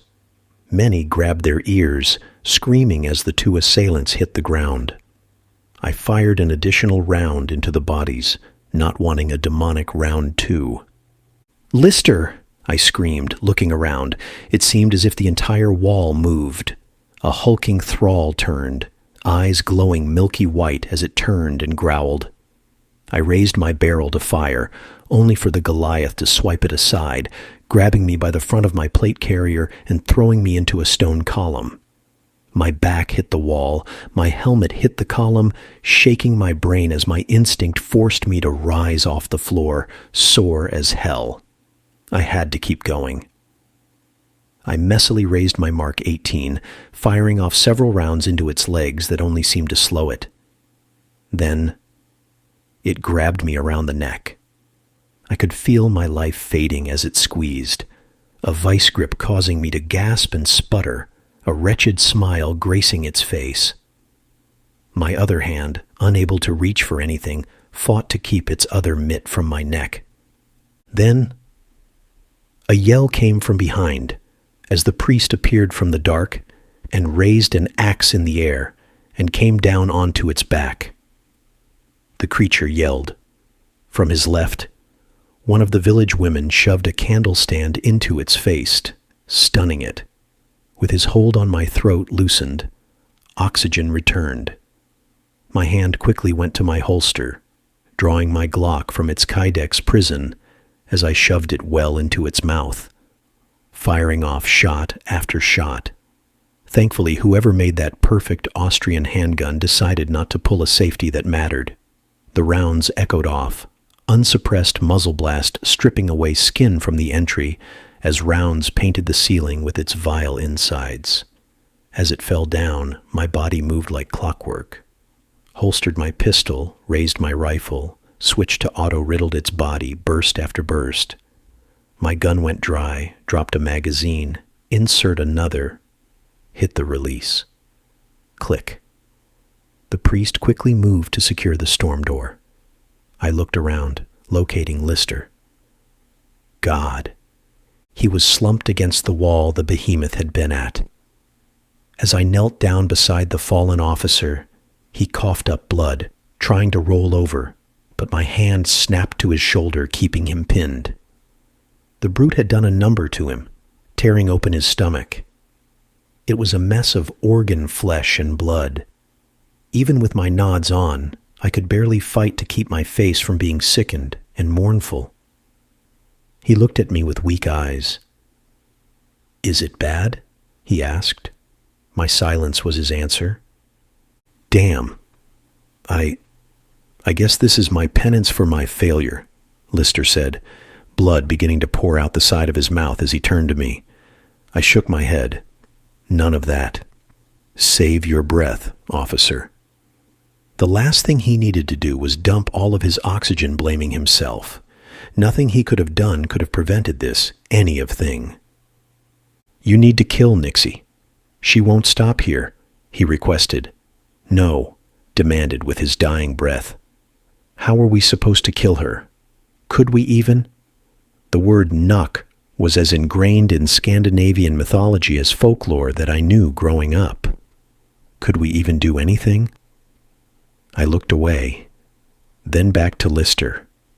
He was pleading with his eyes for us to stop it, begging me. He raised his hand. I grabbed it, squeezing it as I nodded to him. "Take it easy. We've got it from here." His lips formed to say something, then stopped. I watched and felt the life leave him. As his hand dropped to the floor, I shut his eyes. The best sign of respect I could show to a man who died defending his home.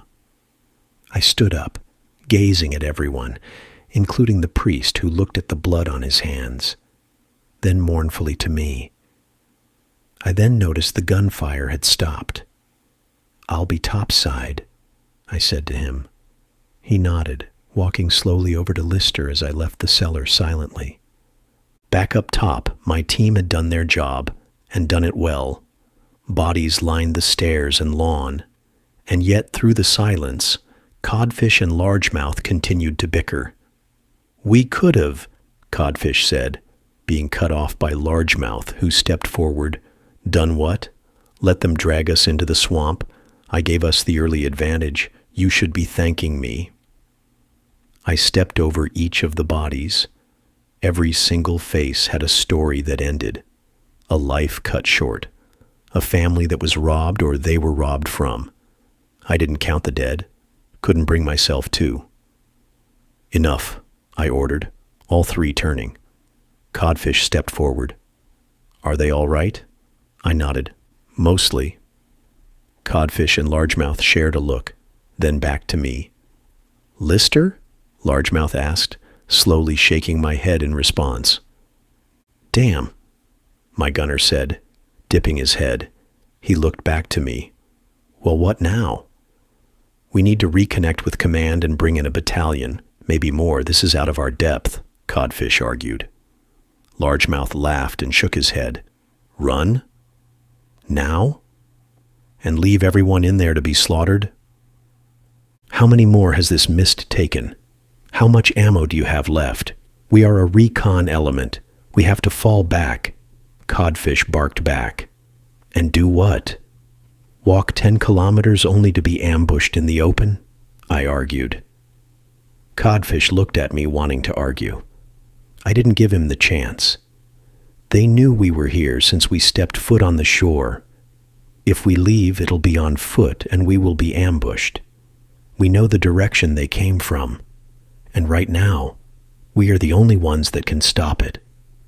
They won't stop here. She won't.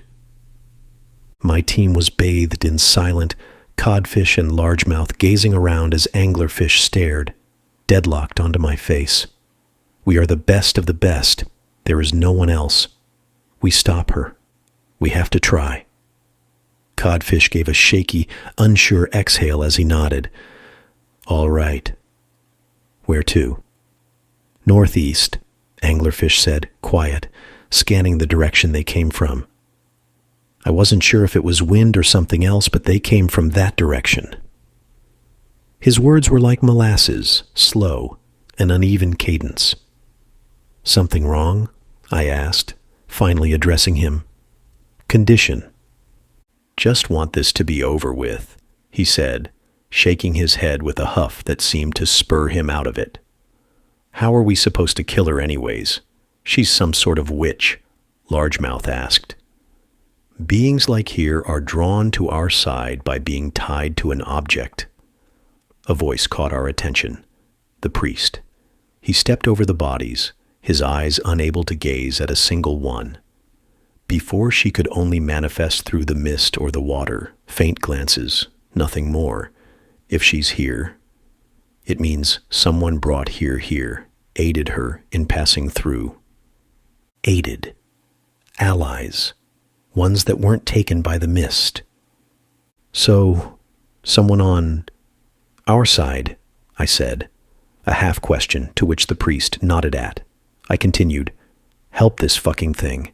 Allowed all of this. Once again, he nodded, very likely.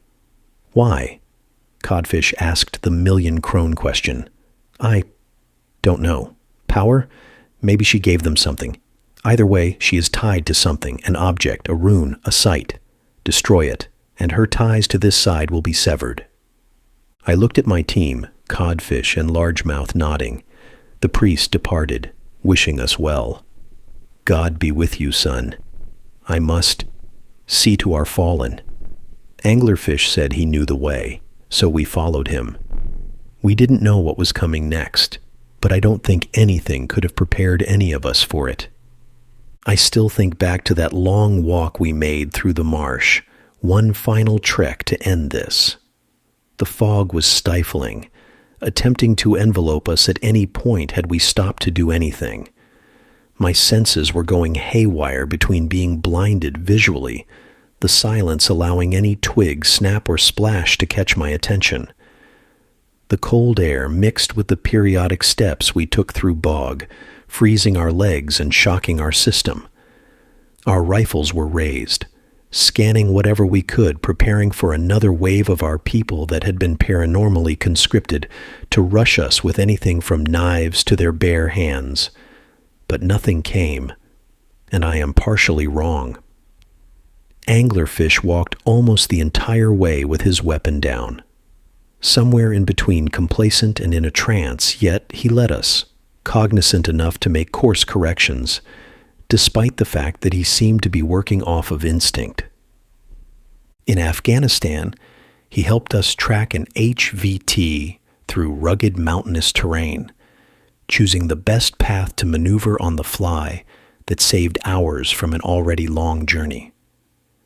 Despite the paranoia, he had been shoulder to shoulder with us, so I was going to trust him, no matter what. It wasn't until we reached a dry patch in the marsh, leading to a slight incline, that he called us to a halt. Without looking, he pointed back at me and beckoned me to come forth. I walked over, attempting to make as little noise as possible. The dry terrain made it a pain, but I knelt beside anglerfish, and that's when everything felt off. First, as the fog was much clearer than it had been, not fully clear, but we could see much farther than we could even at the church. The next was the noise. It was low tone, felt like a small rumble under the ear, and wasn't fully there. Like, not a noise, but like something was messing with us, enough to cause a small watering of my eyes, but not much else. I checked my watch, 1:35. The moon was at its highest, and even if not much light was getting through the fog, this was about as much ambient light as we were going to get. We would need every advantage we could scrape up for what came next. I remember the area ahead so vividly. The ground was at an incline, just slightly, for maybe 50 meters or so for a clearing. Then, a single line of trees was unmistakably a slope or a cliff. The fog got more and more dispersed, only seeming to come back into its fullest a good ways away. I realized then that anglerfish had led us exactly to where we needed to go. The epicenter of this, the eye of the figurative storm. I patted my marksman on the shoulder, thanking him in a breathless whisper to minimize the amount of noise. He didn't respond. I thought it was just him keeping watch. I signaled for the rest of the team to collapse in. Codfish and largemouth quickly formed up, all of us trying to keep quiet. I motioned for our pelter headsets, a PTT mounted onto my plate carrier connected to my Harris radio. Everyone had one. "Radio check, now me?" I asked. They nodded, Codfish chiming in. "A bit fuzzy, but I read you." We got low to the ground, holding my rifle by its front sling swivel. I crawled forward, the rest of my team following close behind. The goal was to keep as low of a silhouette as possible, a good thing too, because as we drew near, my pelters crackled, and I heard Largemouth say, "I'm hearing voices to our 12 and 10. He was right. Voices could be heard, muttering, conversing, whether they were human or not. Remained to be determined. However, we approached the slope all the same, arriving at the tree line like the four-eyed demons of NATO that we were, and what laid before us. It's clear to me now that monsters exist, not metaphorical, but literal, real demons that have been around for longer than single-cell organisms have existed, some beyond our comprehension, that wears on my mind and deprives me of rest at night. That being said, some of humanity is not that far behind. Before us laid a large clearing in the middle of a circular ditch or crater, whether naturally made or artificial, still isn't known to me. The forest floor stretched down the slopes and merged with a strange granite brick-like surface that dipped and sunk at random points, probably due to age and erosion. The center portion of it was covered in a small puddle, no deeper than a couple of centimeters, and in the middle of that laid a large, crude stone table. Lining the edge of the puddle and the surface of the table were runes of the Elder Futhark. I knew them well. The last remnants of true paganism in the world that hadn't been burned away by inquisitions or crusades. They made up lines, shapes, phrases that I will never know what they said, and then Others I didn't know of at the time, but after some research I found out to be Wiccan iconography. Moons, stars, druid swirls, and eyes. A lot of eyes. Some were written in a white paint-like mixture, mostly the ones that lined the outside of the puddle.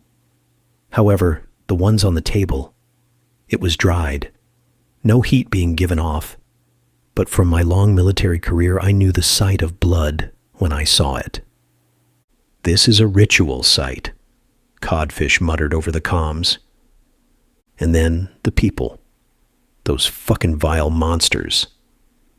Some were more of the disappeared, lining the edge of the slopes, their numbers obviously having dwindled since their assault on the church. Others were, I can only describe them as cultists, old-style garb not found in this last no matter how far you look back, dressed in grays, whites, and blacks. A sort of one-piece cloak, yet segmented into proper sleeves and pant legs. The worst part was all of them wore masks. At least I hoped they were masks. Deer heads, extremely realistic, almost as if they had been hollowed out and taxidermied, donned the heads of every single one of the cultists. There were at least a dozen. Some carried axes dried with red iron, others knives, glaives. Right then and there I was measuring our options. We had better firepower, but they had numbers. We were far too close right now. And even with the safety of the church, they still swarmed the outside, only being held back by stone walls. We would need to successfully get the jump on them if we were going to make it out of this. My planning was broken up when I heard yells and shouts come from our 9 o'clock, drawing closer. The cultists seemed unsurprised, and I soon found out why. Those on the outside of the circle parted, allowing 2 of the cultists to enter, one of the officers from the chapel in tow. We had lost him during the fray, and it seemed as if their raid hadn't been a total waste. The policeman was unarmed, his gear stripped away as he was forcibly dragged onto the stone, kicking and screaming even as cuts and bruises lined his head. I still remember his resistance. "No, no, no, no! Get the hell off of me!" We should have done something then and there, but I knew we needed more info. It's sickening to think about now, but I think I wanted to draw Nixie out, hoping we could confirm if this was the anchor to destroy or not. I hope wherever that officer is, he can forgive me. And if his family is reading this, I am so sorry. He was held down. 2 cultists to a limb as his head thrashed around. A lead cultist standing at one of the ends and began muttering. It sounded incomprehensible, like it had syllables. It was definitely a language. But I have heard every single form of linguistic while traveling the world. English, Spanish, Norwegian, Danish, Swedish, Finnish, Polish, Arabic, Cantonese, everything. I have and still have never heard anything like what he was saying. And then, from the pond, spindly arms, black and smooth like obsidian, emerged from the area above his head. Impossibly so. I don't know how, but they hovered above his face for a moment and began to tear into him. His screams shook me into action as I hopped on our frequency. Time to move, we need that destroyed. I looked at Largemouth. Get to a good angle, you'll have to be our base of fire. We're going to need half of that group gone in the first few seconds. Will do, he said. Sliding over several meters, he got to a clear gap between the trees, setting up his MG3's bipod and readying a fresh belt. Codfish slid over, checking his vest, saying, "Some thermite will burn right through there, but we'll need to place it manually." This wasn't going to be easy. Nothing we could do could be done before we took out the bulk of the enemy force. I contemplated the steps carefully when anglerfish drew me from my thought. She's here. I flipped back onto my stomach, then took a knee. God.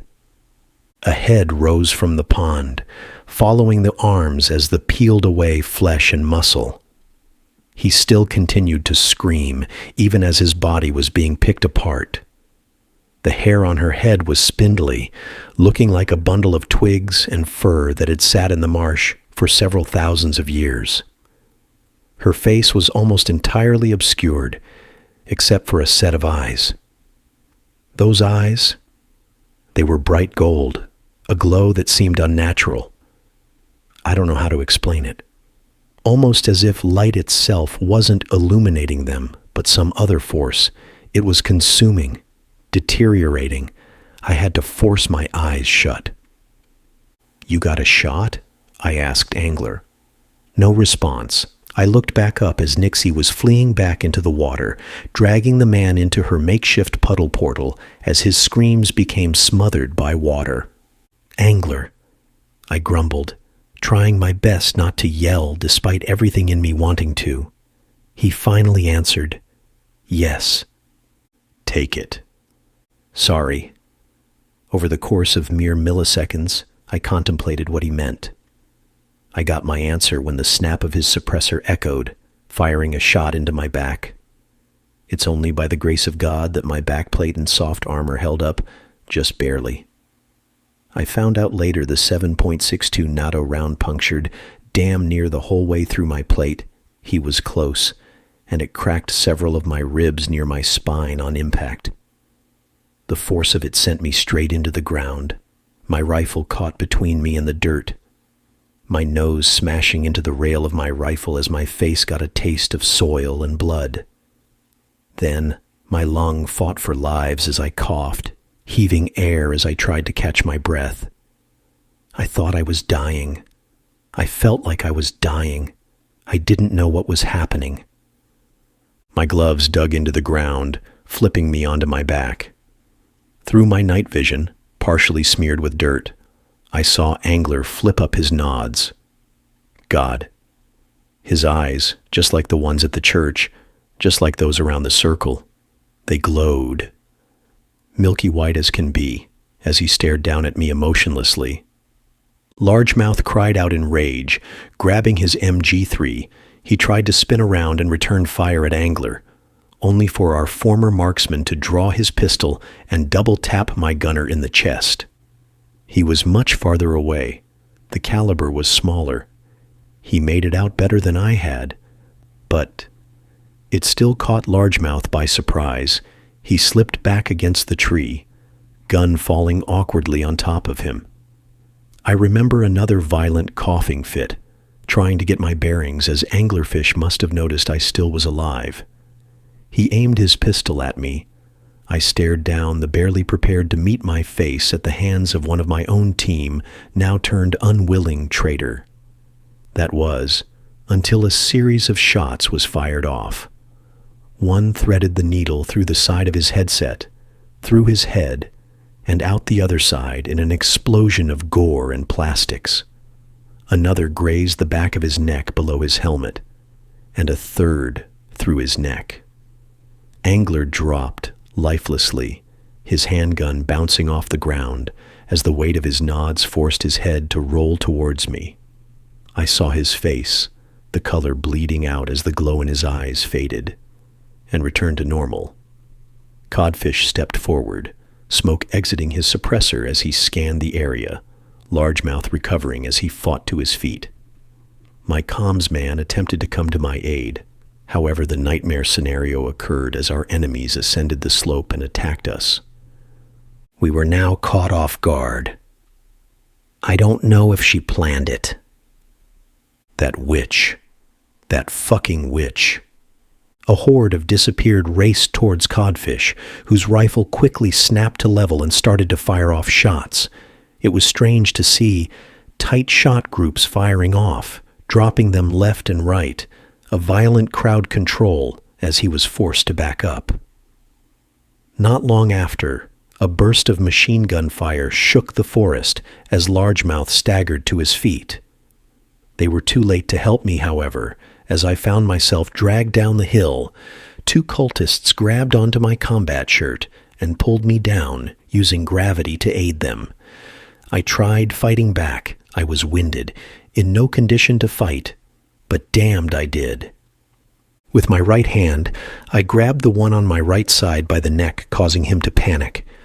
As the left one attempted to adjust, I instead leaned back, allowing my knee to connect to his strange deer head. It didn't feel like it was hollow. In fact, thinking back now, it felt real. Regardless, we tumbled down the rest of the slope in a mess. I tried scrambling to my feet, but a pain from deep within my chest shocked me enough to be stuck at a knee. I was tackled to the ground by one of the disappeared, straight onto my back. My ribs howled in pain as I found my attacker sitting on top of me. Brows furrowed as enraged, glowing eyes stared down at me as it grabbed me by my helmet and tried pulling it off. My holster was trapped beneath one of its legs, so instead I grabbed it by whatever jacket it was wearing and pulled it down towards me, headbutting it. It seemed to stagger it enough that I could get it rolled off, but before long, the cultists had descended on me again. Grabbing me by one of my legs, I was dragged onto the pool of water, as a female came from the direction of my head and drove a small dagger into my left shoulder. It was caught, partially stopped by the shoulder strap of my vest and my shirt, but damn if it didn't hurt. I screamed in agony, my left arm incapacitated as my right arm felt around, at my free holster. I drew my Glock 17, wasting no time as my finger felt purchase on the trigger and aimed around. The shots were sporadic, panicked, but even then I thanked the years of time I spent honing my skills. The cultist that had dragged me by the leg was hit directly in its neck, dropping down, as I fired at two more, catching them center of mass. Trying my best to ward them off, I want to say I screamed something akin to, "Fuck you all." It could have been slurred gibberish, but the point was clear. A wounded lion was still a lion. I felt like I had stabilized my situation, only slightly, until the obsidian hands returned. One shot up from my right side, grabbing my gun hand and squeezing it. It didn't hurt, in fact. I barely felt it. But all control of my weapon ceased as my weapon fell to the wet ground. The other shot straight for my throat, silencing my yells as I was pulled to a sitting position, forced to watch as I came face to face with Nock. I still didn't get a fully proper look. My eyes were stinging with both my sweat and blood. Dirt, now mud, smeared the lenses of my night vision goggles. But those eyes, from beneath a layer of matted hair and wretched twigs that layered the top of her head, they glowed like spotlights. Unblinking, unflinching, hypnotizing me, ordering me to stand down and allow myself to be dragged in. My blood slowed as I felt the cold, became uncomfortable. I forgot the pain. I forgot the adrenaline. I forgot who I was. That was until a boot kicked her head, sending her back into whatever hell she crawled from with an audible splash. I regained all feeling as my hands shook, pain shooting through my shoulder as I gazed around.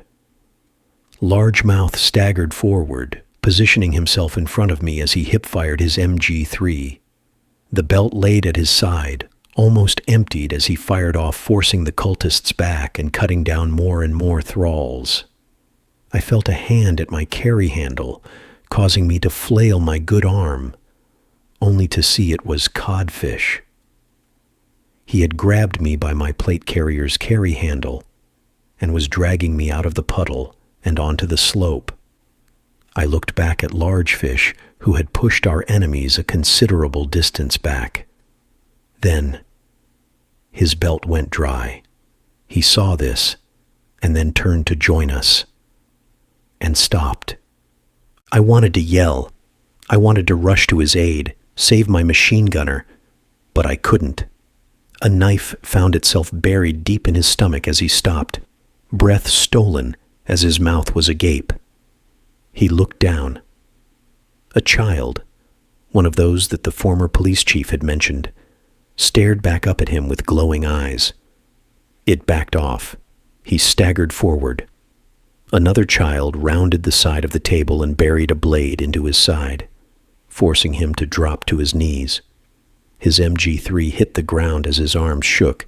He was fighting back the urge to enter into shock.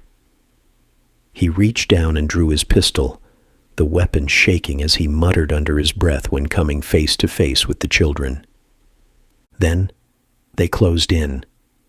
The cultists had reformed with what was left of their thralls, forming a circle as they descended upon him.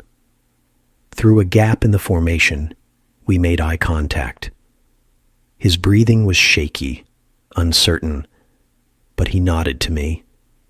It wasn't a request. There was nothing I could do to stop him. More of it was an honor. I nodded in return. He had been by my side for 2 continents and several dozen missions. He deserved all of the respect in that moment.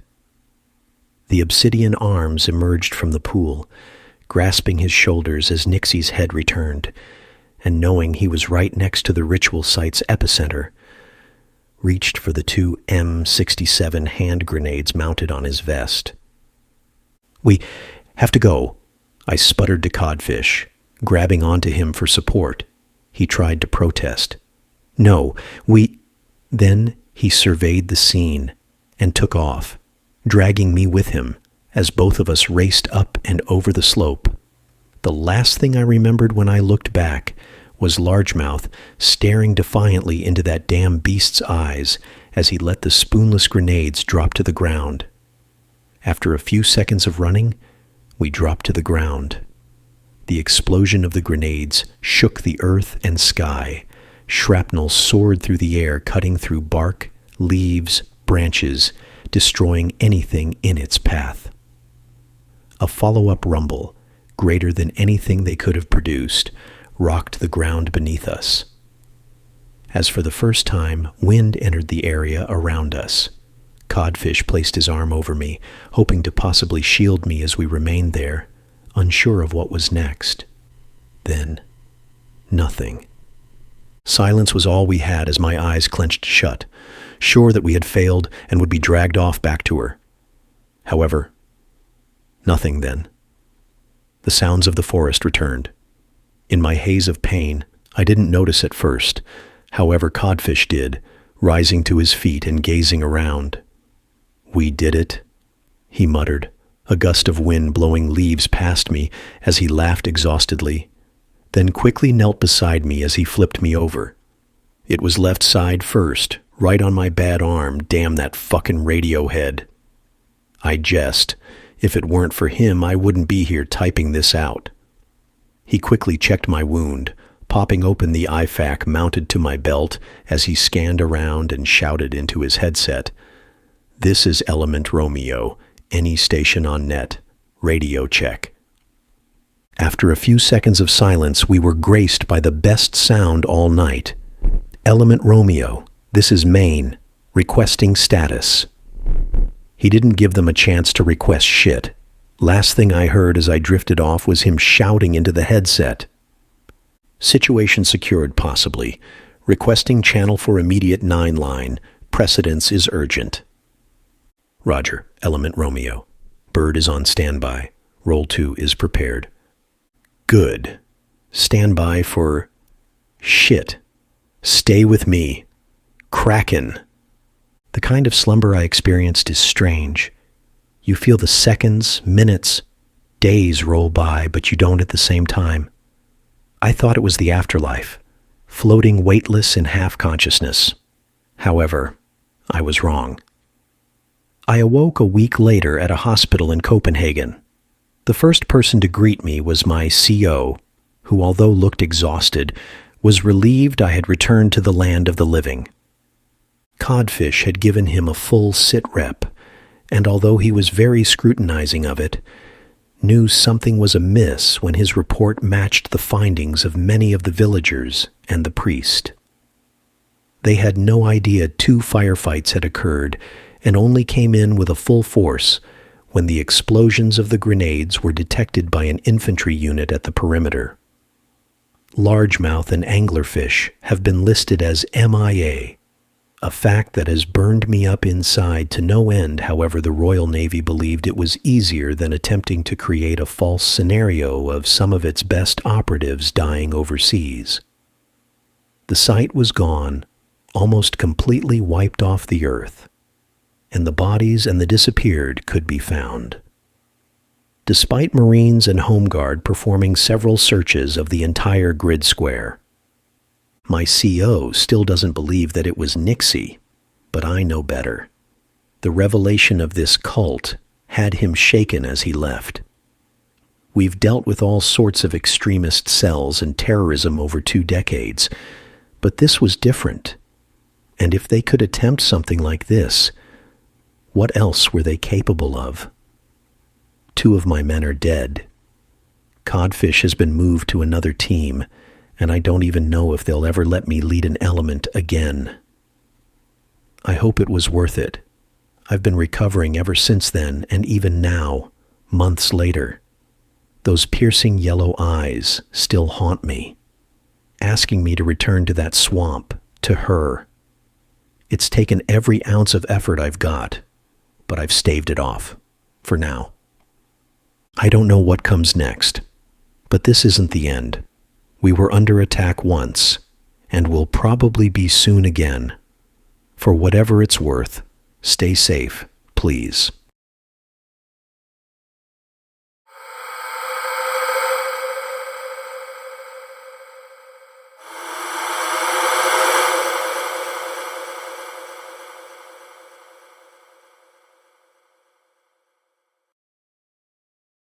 My name is Maxim, and I am not suicidal. For personal safety reasons, I won't share my last name or the last names of any other people in my testimony. I'm in my 60s, but I am in good health, always have been, with no underlying medical issues. I am not insane or mentally unstable. The Soviet authorities wanted to quietly make me disappear. I was just a nobody scientist after all. But I had already known about their cover-up plans before I even came into meeting with them. I had to lie during the interrogations and pretend I didn't know anything, that there was an accident that left them in ruins with no survivors except mine, a fuel tank explosion, as I insisted with a wink. I didn't mention the papers or anything about other research facilities. I think they caught on that I was willing to do anything to stay alive and let me go. Maybe they felt pity for me, I don't know. But I managed to be released, given some honorary award, a slap on the shoulder, and a measly compensation. But that's not the truth, or the full story. I'm not sure if this is where I should be sharing this. No news corporation or journalist will agree to interview me. I haven't received any replies from anyone else I've come forward to. But I have to come forward somewhere. Anywhere they'll believe me. The events I will soon recall happened over 4 decades ago, but they still bear on my conscience nearly every day. I used to have daily nightmares. I had to be put on pills, but I had to stay silent. If I said anything to anyone, I'd be locked in the loony bin. Who would believe me anyways? My own mother didn't. I bet none of you will either after I give you my testimony. As I briefly hinted at, I had attempted once before to share the truth. A few months after returning home to the Ukrainian SSR, I had spiraled into alcoholism and depression. At some point, I started rambling to my neighbors and relatives about what really happened during my time doing research in Antarctica. Eventually, the local police got wind, and after a brief investigation, I was thrown into an asylum. Somehow the whole incident flew under the radar of the KGB. Either they were too busy dealing with the many other problems in the country's security, or figured no one will believe a crazy person in an asylum anyways. After 3 years rotting in the asylum, I was released due to funding shortages. Nobody had any money to keep the asylums running after the collapse of the Soviet Union. I didn't waste any time packing my belongings and fleeing abroad.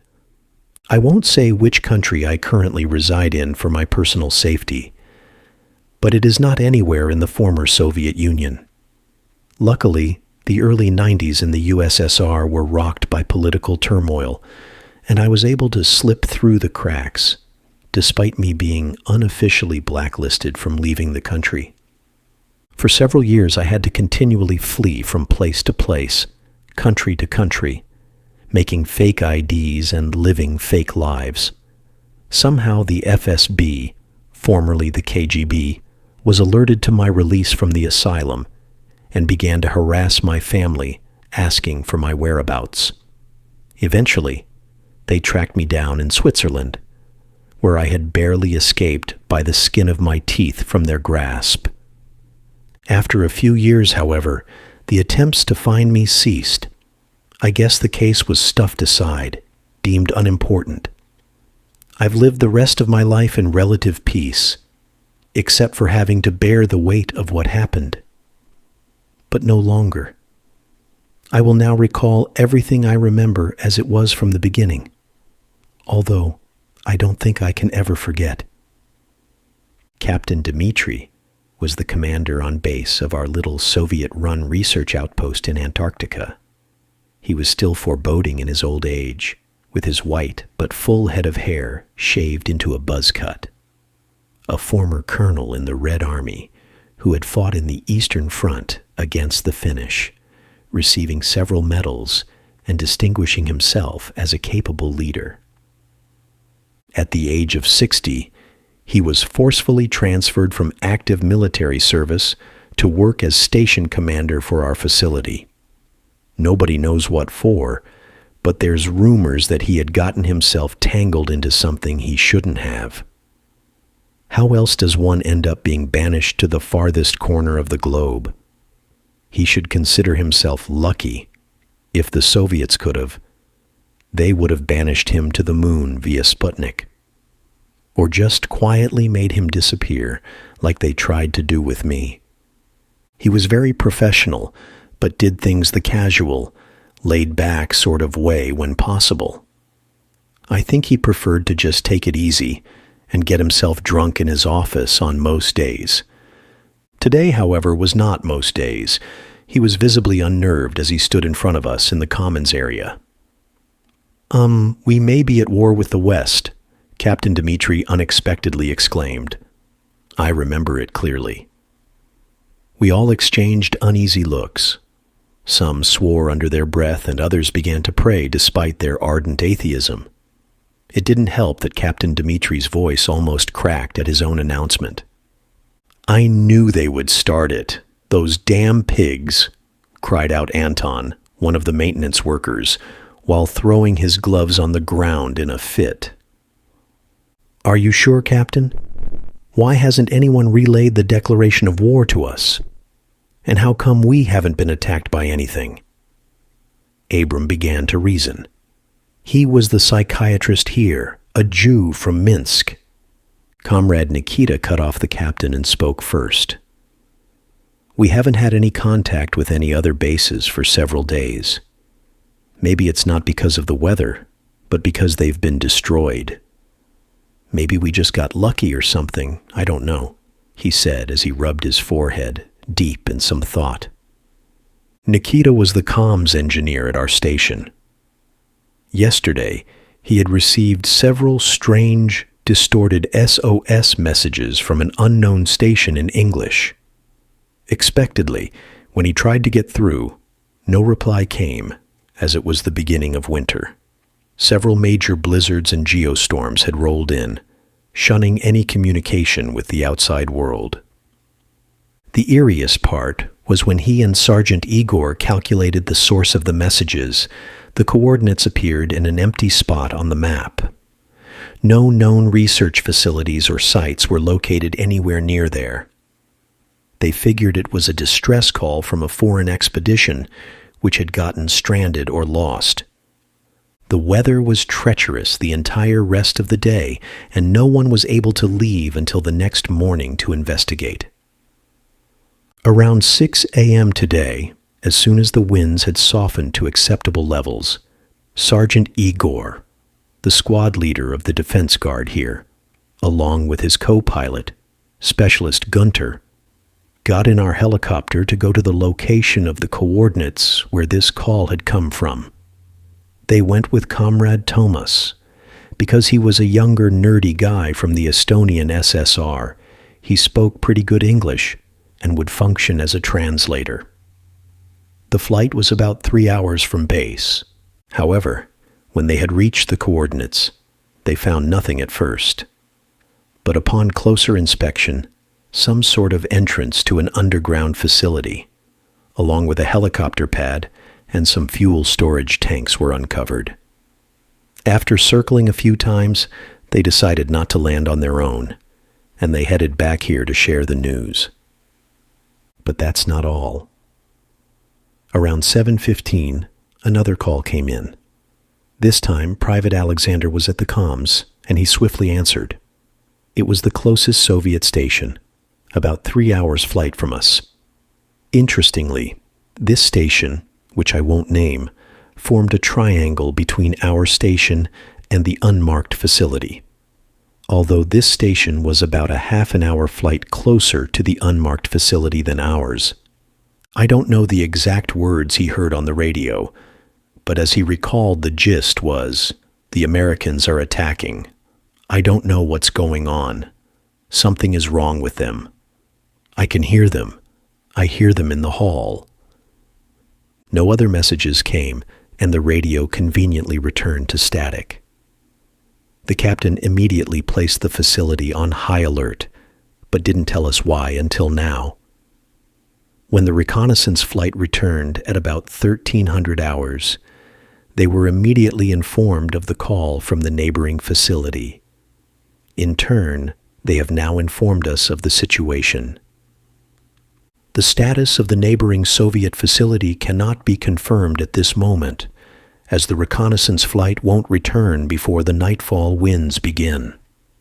However, Sergeant Igor is planning another flight mission to make a ground investigation that will be leaving first thing tomorrow. Captain Dmitri explained. As far as I can surmise, we may be at war, so we will remain on high alert until further confirmation. Are there any signs of it going hot? I asked nervously. Everybody suddenly turned to the geologist, Gennady, as he began to speak.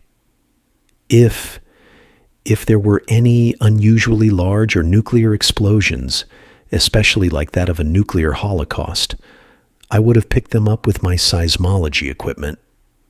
Everyone held their breath. But I haven't gotten any unusual readings that would suggest a hot war. Everyone breathed a sigh of relief. Sergeant Igor interrupted our moment of relief. Then how do you explain these SOS signals? How can someone mistakenly assume Americans are attacking them? I agree with Sergeant Igor's analysis. I don't see any other reasonable explanation, Captain Dmitri said. A general unease and tension returned to us as we chewed our hands at the confusion of the whole situation.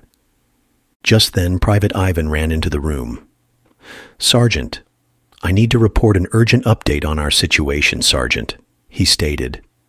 Yeah, go ahead, Sergeant Igor said dismissively. The post at the control tower has spotted an unauthorized vehicle quickly approaching from 2 o'clock northeast. Private Ivan relayed. Everybody out of my sight now. Private, you come with me to the control tower. Sergeant Igor barked. Everybody scrambled out of the commons area. I, along with Comrade Levi, raced towards the end of the facility where we quickly suited up woolen coats, trench coats, and fur hats and stepped outside to get a peek of this vehicle. About 20 minutes later, a yellow snow tractor, NATO by the looks of it, pulled up to the facility. Comrade Levi and I, as well as a few others now, stood around various buildings, observing from the side to see what would happen next. As soon as the snow tractor got near the entrance of the base, Sergeant Igor and his squad raised their weapons and began ordering for the occupants to step out of the vehicle. "Do you think they're armed?" Comrade Levi asked me. "I don't know. I only see one, though. Maybe the rest are hiding in the back," I replied. A single driver stepped out of the snow tractor.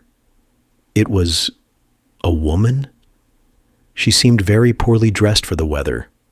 No gloves, hat, or even a parka. Underneath her sweater, she had some sort of white lab coat. But even from a distance, and in such conditions, she was obviously beautiful. She had brown hair tied in a bun behind her, and her face was almost piercingly angular, but with a youthful complexion. The rest of the soldiers quickly inspected the snow tractor, making sure no other passengers were stowed in the back. Next thing I saw, the sergeant motioned for her to come closer, but she hardly had taken 2 steps before collapsing unconscious into the snow. Sergeant Igor waved his AK over and yelled something I didn't hear, and a few minutes later, Specialist Gunter and Private Alexander came out with the base doctor.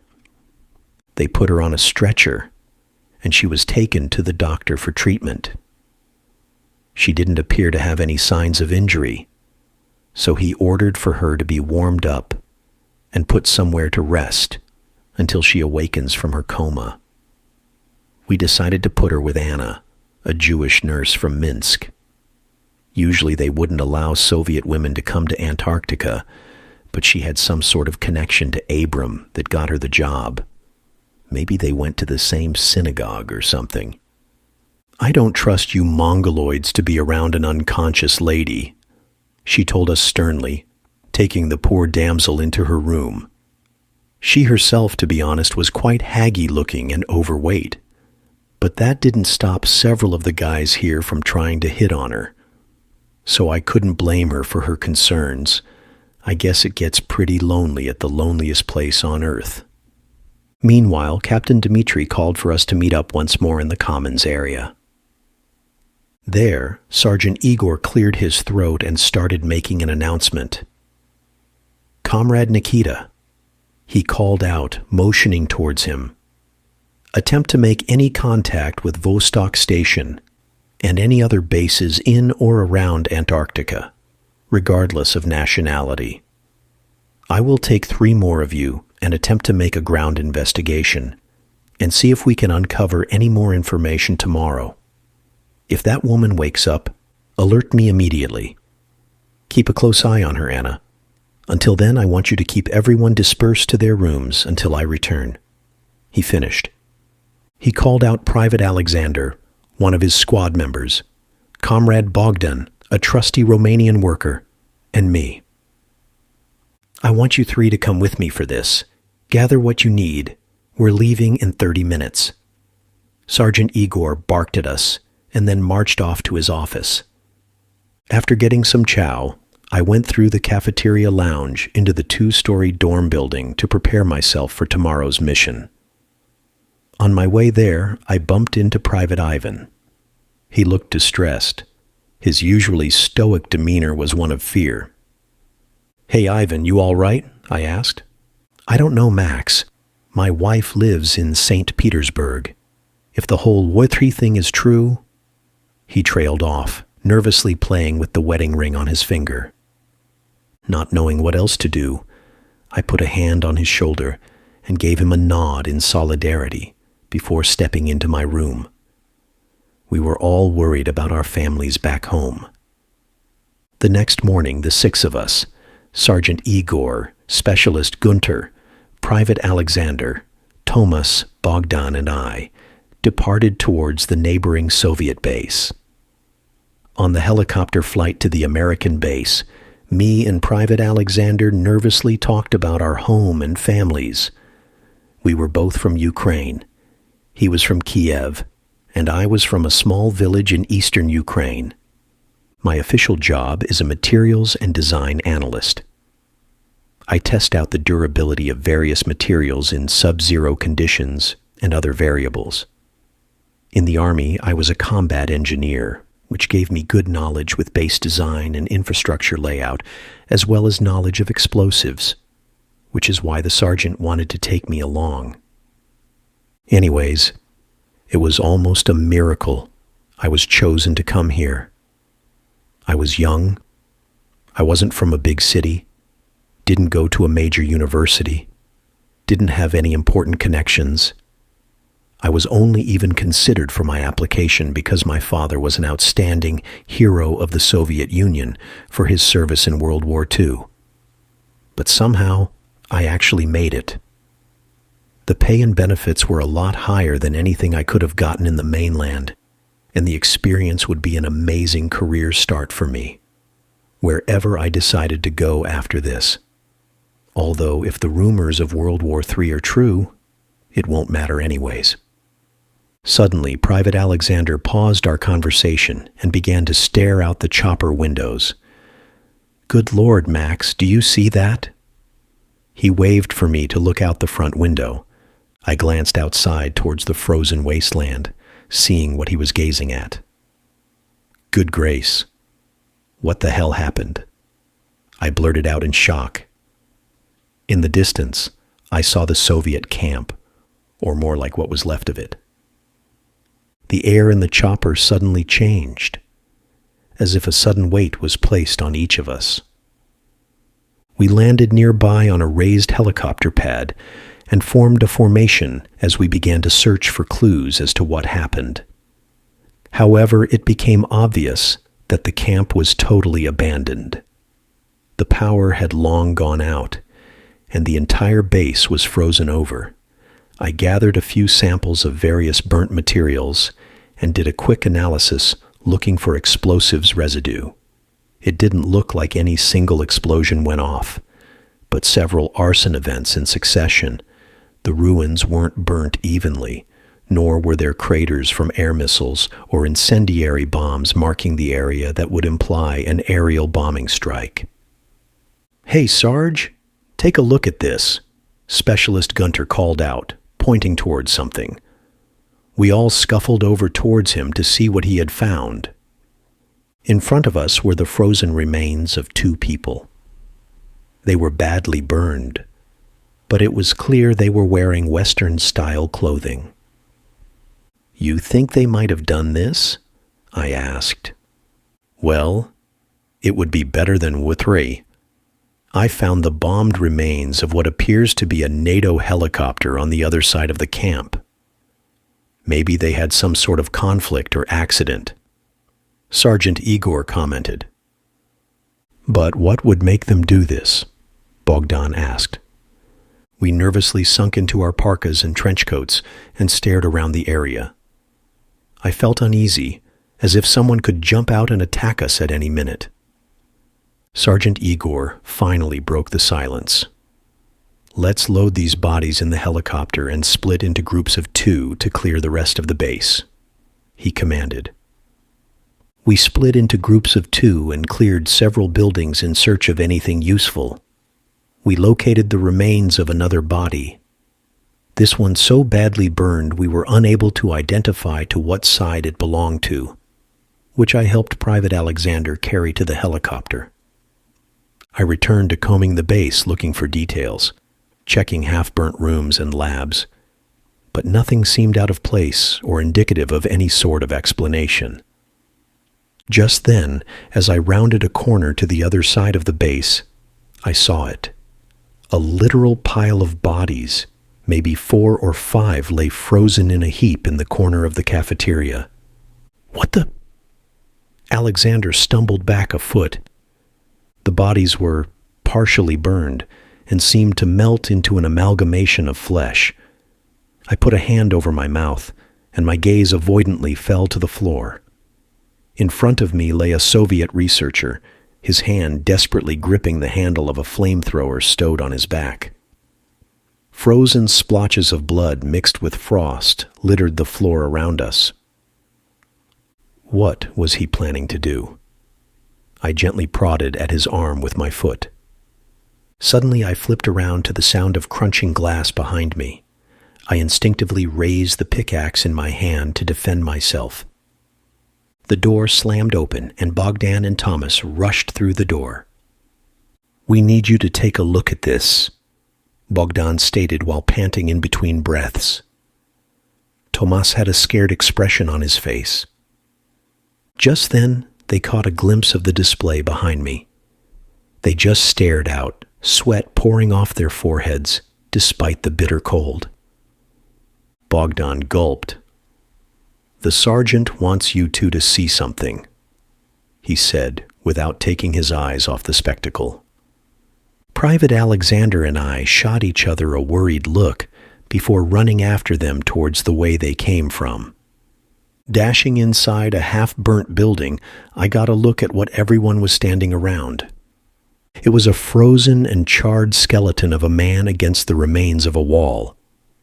But it was just not right. His body seemed mutilated or distorted, especially his head and skull. Attached to his face and chest was what appeared to be some charred appendage, or crab-like thing. I wasn't even sure. "Is that from melting in the fire?" Private Alexander asked tentatively. I just stared with my mouth open, feeling a wave of nausea rush over me. "No, dude, what the hell? Look at it. It doesn't look like it's part of him. His arms are stuck to it like he's trying to rip it off," Bogdan said while poking the back of his pickaxe at it. "Comrade Bogdan, don't be an idiot and stop touching it," demanded Sergeant Igor. "How are we going to bring it back then?" Bogdan protested angrily. Sergeant Igor turned red as if he was about to chew him out before letting out a sigh of defeat. "All right, we'll take it with us too," he said, flagging Bogdan and Gunter to carry it out. "You think this is the work of aliens?" asked Tomas in a nervous voice. Before Tomas could reply, Sergeant Igor began shouting at him, "Damn it! This will be all classified as soon as I report it to the Major. I don't want to hear a single thing about this from you or anyone, including whatever theories you might have until we know what's going on." He shot me a glance as well, and my words caught in my mouth. But his eyes betrayed his own uneasiness, even through his goggles. We decided to leave the pile of bodies as they were, unable to separate them into individual ones to carry out, and only took the other bodies that were recovered for autopsy. The tension was at an all-time high as we began to fly towards the unmarked outpost where we received the first SOS calls from. The entire flight there was silent. Nobody was looking forward to seeing what was waiting for us there. We landed at the site, and after a quick examination of all the above-ground objects, mainly a set of fuel tanks and a few small tool sheds and air vents. The entrance itself was a discrete concrete building with no windows. The only entrance was a large garage door that was fully open, an uncharacteristically sight for something that should have been sealed off from unwanted visitors. Inside was a smooth concrete finished floor, a snowdrift already blown in some feet into the building. The building was bare, except for a handful of knocked-over plastic chairs, a marked doorway, and one large commercial-size elevator. The elevator had a key fob and a single left dangling inside it. We pressed the button expecting nothing, and nothing we got. The power must have also gone out. "Hey, I think these might be stairs," Tomas shouted, pointing towards the marked doorway with a staircase sign. Sergeant Igor grabbed the keys from the elevator and turned them into the door latch. The handle let out a click, and we swung open the double doors, leading to a stairway. The air inside was instantly different. It was several degrees warmer than the outside air, and had a vague warehouse smell to it. Everything was dark, except for a set of red emergency lights leading downwards. Sergeant Igor led the charge down, attaching a flashlight to his AK to light the way. I similarly pulled out mine and flicked it down. We made our way down several floors. I lost track of how many we passed. Each landing had an attached metal door to the elevator shaft. Finally, we reached the bottom, where a set of bomb-proof heavy-duty doors guarded the entrance. "They just left them open?" Private Alexander asked, yanking at the door left ajar. They slowly pulled open with a loud creak, revealing a wide corridor into what appeared to be the actual base. "I don't like this at all." "A secret NATO facility under the ice?" Sergeant Igor grunted. The corridor led us into what appeared to be a canteen. Most of the tables and chairs were strangely overturned, and an eerie dust hung in the air.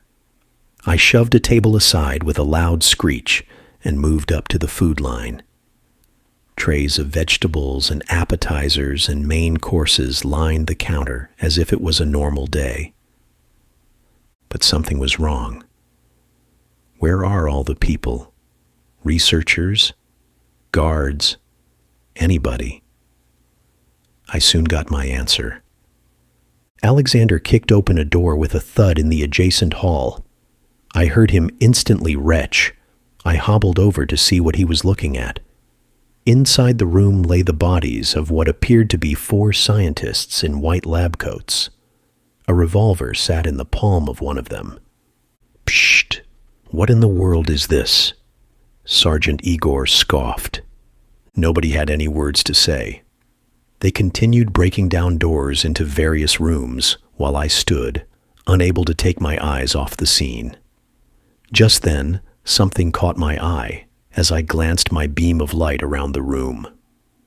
In the fingers of one of the researchers, a manila envelope was partially obscured by his lab coat. I looked around before quickly bending down and tugging it. I opened it up, revealing a set of documents written in English. I quickly shoved them into my undercoat and stepped out into the corridor, following the rest of the group. Sergeant Igor busted open another door, revealing a room full of vials and sample jars. Several jars and containers full of strange-looking globs and homunculi-lined walls. Shelf after shelf of these, ranging in size from house mice to ones the size of a dog. I shined my flashlight at it and carefully picked one up to examine it. But as soon as I lifted it, I realized I had made a mistake. The outside seemed to be coated in some slippery substance, and it clattered to the floor, the glass breaking into shards as its contents spilled around me. I began to cough as the room filled with the scent of formaldehyde. "What the hell are they doing with all this?" Thomas reeled back, plugging his nostrils. The sergeant shot me a look of irritation at my recklessness, and I shrunk away from the shelves. "I don't like this at all. Whatever the Americans are up to here is certainly illegal. We need to return here tomorrow to photograph and take evidence of everything," he stated. The remaining rooms had minimal objects of interest, mostly other storage rooms with chemicals, supplies, and lab equipment. Some rooms were in havoc, with appliances and lab supplies strewn about the floor. Other rooms were locked. We assumed they were personal quarters by their layout. At the end of the set of rooms, a set of locked double doors stood partially jammed shut. A streak of blood scored across the right one, which was partially ajar, but somehow warped from some sort of blunt force trauma, jamming it open at only a few inches. Thomas shined his flashlight above the doorway, where a yellow biohazard warning sign marked the entrance. Sergeant Igor and Alexander took turns trying to pry open or kick open the doors, but they stood firm, without budging. "Geez, man, what are these doors made of?" Alexander said, wiping his forehead with his palm. Sergeant Igor sighed, checking the time on his wristwatch. It's already past 1500. We're just going to pack up and get out of here. We can return tomorrow with more supplies. I don't want to stay here until nightfall. We promptly made our way back to the surface and into the helicopter, where Gunter was waiting for us. What did you find? He asked nervously. Nothing good. The UN will have a field day with this. Sergeant Igor shuffled past him into the captain's seat. I looked back at the bodies stored in the back of the chopper. Maybe it was just my nerves, but they seemed to be just in a different position than before. I brushed it off and chose to sit further to the other end of the chopper. A few hours later, we were back at camp, stealthily unloading the now melting bodies from the military helicopter into the morgue so they could rewarm. We asked Leonid, the electrician, to turn on special heating in the room so they can rewarm for later inspection. Sergeant Igor threatened us into silence until the doctor does an autopsy on the remains. On the way out, he padlocked the door and snatched the key with him so no one goes into the room until then. We fanned out to our rooms, but a few minutes later, Captain Dmitri buzzed for us to assemble in the central cafeteria. 20 minutes later, everyone was standing around in the cafeteria, waiting for the captain to give his announcement. You got any answers for us? Are we at war or not? One of the scientists, Gennady, asked. Yeah, tell us what you saw, Anton started. All right, look, I think as far our current analysis goes, we're not sure, Captain Dmitri stated. Sergeant Igor, summarize to us what your expedition uncovered. He motioned for him to begin his report. All right. Thank you all for your patience here. I'm going to be short and quick with this. Based on my own and Comrade Maxim's analysis, the damage done to the station was most likely not military inflicted from any kind of aerial attack, but rather a self-sabotage or possible ground conflict involving some sort of accident.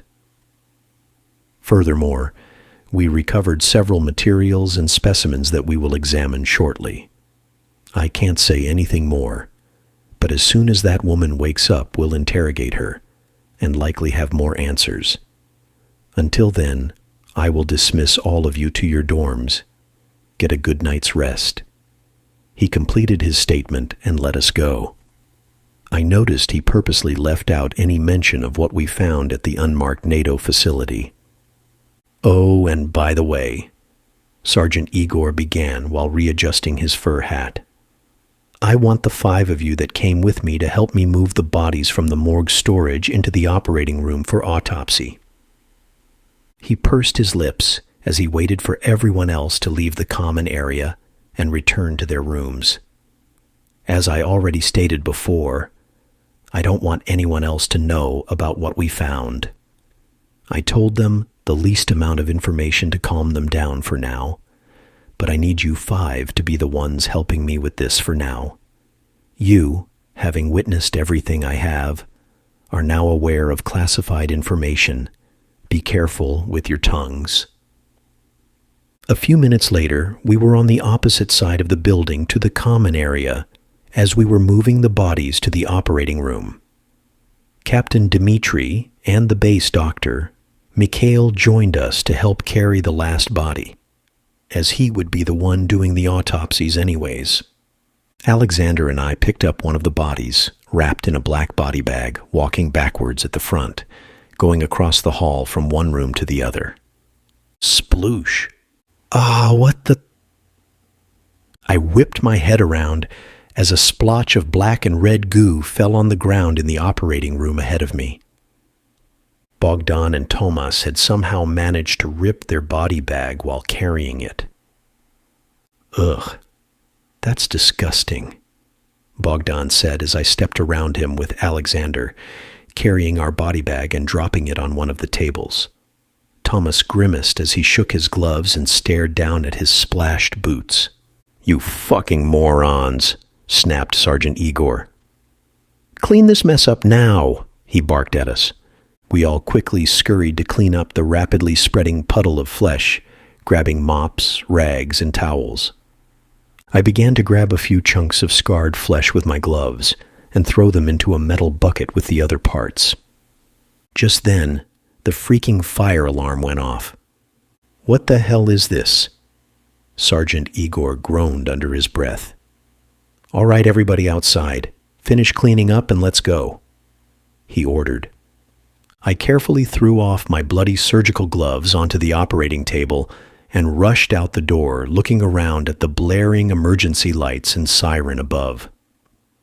After running to the parlor and grabbing our coats, we swarmed outside into the piercing night air. "Sergeant," a voice yelled from a distance. I turned to see Private Boris and Anna the nurse running towards us, as well as some of the other base workers coming out of the building looking puzzled. "What happened, Private? Did you pull that alarm?" Sergeant Igor barked at Private Boris. "Sergeant, it's the woman. She got out somehow. I went to check to see if she was awake yet, and the door was open, and she was just gone." He cried out in between gasps of air. "How the hell did that happen?" Sergeant Igor turned to Anna. "Didn't you lock your room before leaving to help us?" He shouted at her. She blushed nervously. I don't know. I swear I locked it before leaving. Maybe I forgot. It was only 20 minutes. She was still unconscious when I left," she stammered out in response. "Well, maybe she was faking it and just waiting for you to leave her door unlocked so she can escape." He angrily scoffed. "Stupid woman," he muttered under his breath. Specialist Gunter began speaking. "Listen, Sarge, she couldn't have gotten far in this weather. She's got to be hiding in the base somewhere.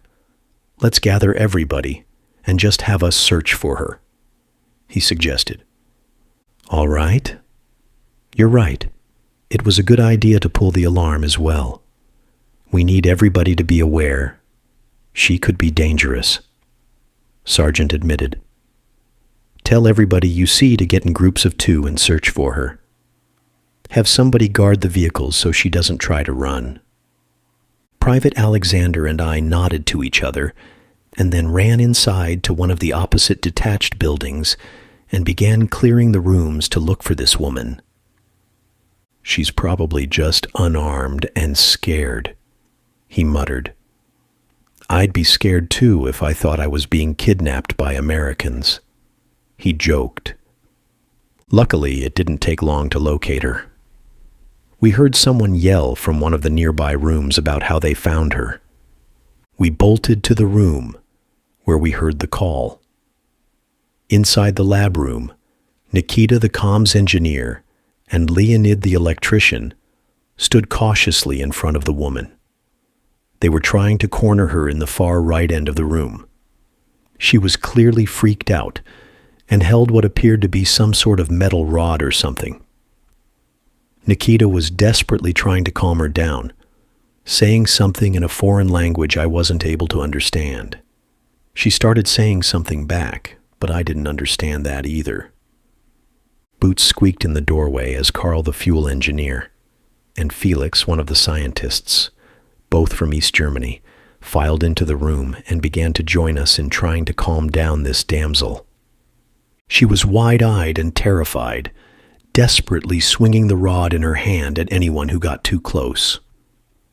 Just then, Private Alexander pulled out something from his pocket. It was some sort of plasticky, futuristic-looking device. "What's that?" I asked, anxiously moving around to the other side of the room to corner the woman. "It's a type of electroshock weapon. I found it at the American base in one of the rooms we searched. I've heard of them used by Americans, but I've never seen one. I had Leo here look at it real quick and see if it still works," he yelled, giving a nod at Comrade Leonid. "Okay, so what is it going to do?" I asked.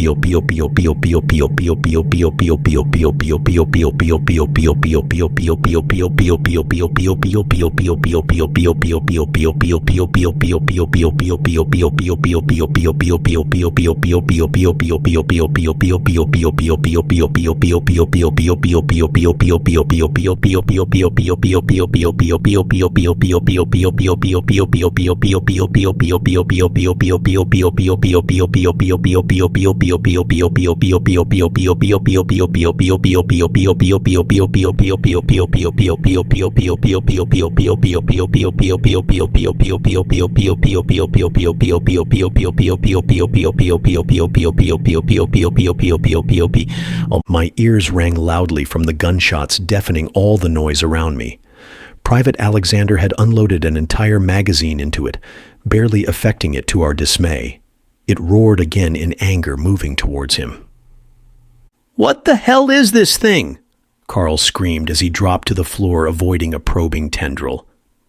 Thinking quickly, I turned the current to maximum and pressed the trigger of the stun gun again, realizing the thing was still connected to the wires.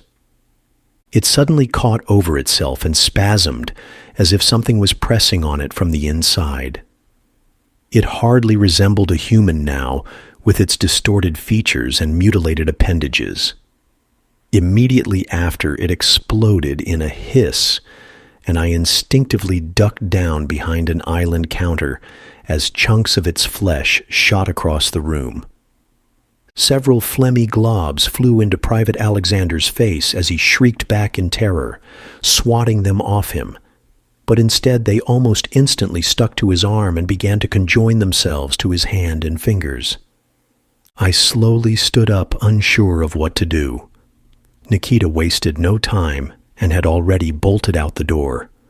Carl was on his tail and barreled out as well. Private Alexander groaned and wailed in terror, now on the ground thrashing about, desperately scratching at his hands and face. All around the room, pieces of flesh were wiggling around. Some were growing appendages. I decided I wasn't going to hang around to see what would happen next, and began running for the exit. Leonid was already there, having tripped over the body of Felix, stumbling his way out the door. A fleshy thing with crab-like legs suddenly ran up along the corner of the wall and volleyed off of it at my face. I quickly grabbed a metal tray off the counter and spun it around, slamming it into the creature before it could grapple onto me. I body slammed into the double doors, falling to the other side of the hall. I spun around and looked up to see Private Boris and Private Ivan running towards me. "Bomb it!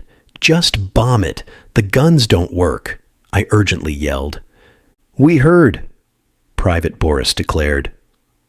Without hesitation, he pulled out 2 grenades from his sides, quickly pulling the pins and lobbying them into the room as Private Ivan held the doors open.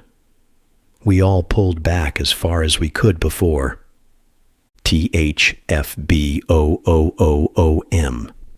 2 explosions rocked the laboratory building, knocking us down and sending a rain of dust from the ceiling and shattered glass all around us. My ears rang so loudly I couldn't hear anything. I picked myself up to my feet and heaved my dinner in front of me while grasping the wall. What the hell just happened? Was I dreaming? What was that thing? I didn't have time to process any of this as Ivan shoved me forward and we ran out of the building. Outside, the cold air hit me like a brick, sobering me up quickly as I looked back at the now burning laboratory room in total shock. A few minutes later, several crew members ran over to extinguish the fire with fire extinguishers. For a few minutes, I just stood there, praying and thanking God that I wasn't the one left in that room. I suddenly remembered that Private Alexander and Felix had been in that room when the grenades went off, and a wave of guilt washed over me. I pounded the ice under me for a bit before slumping down in the snow as a blast of frost slapped at my face.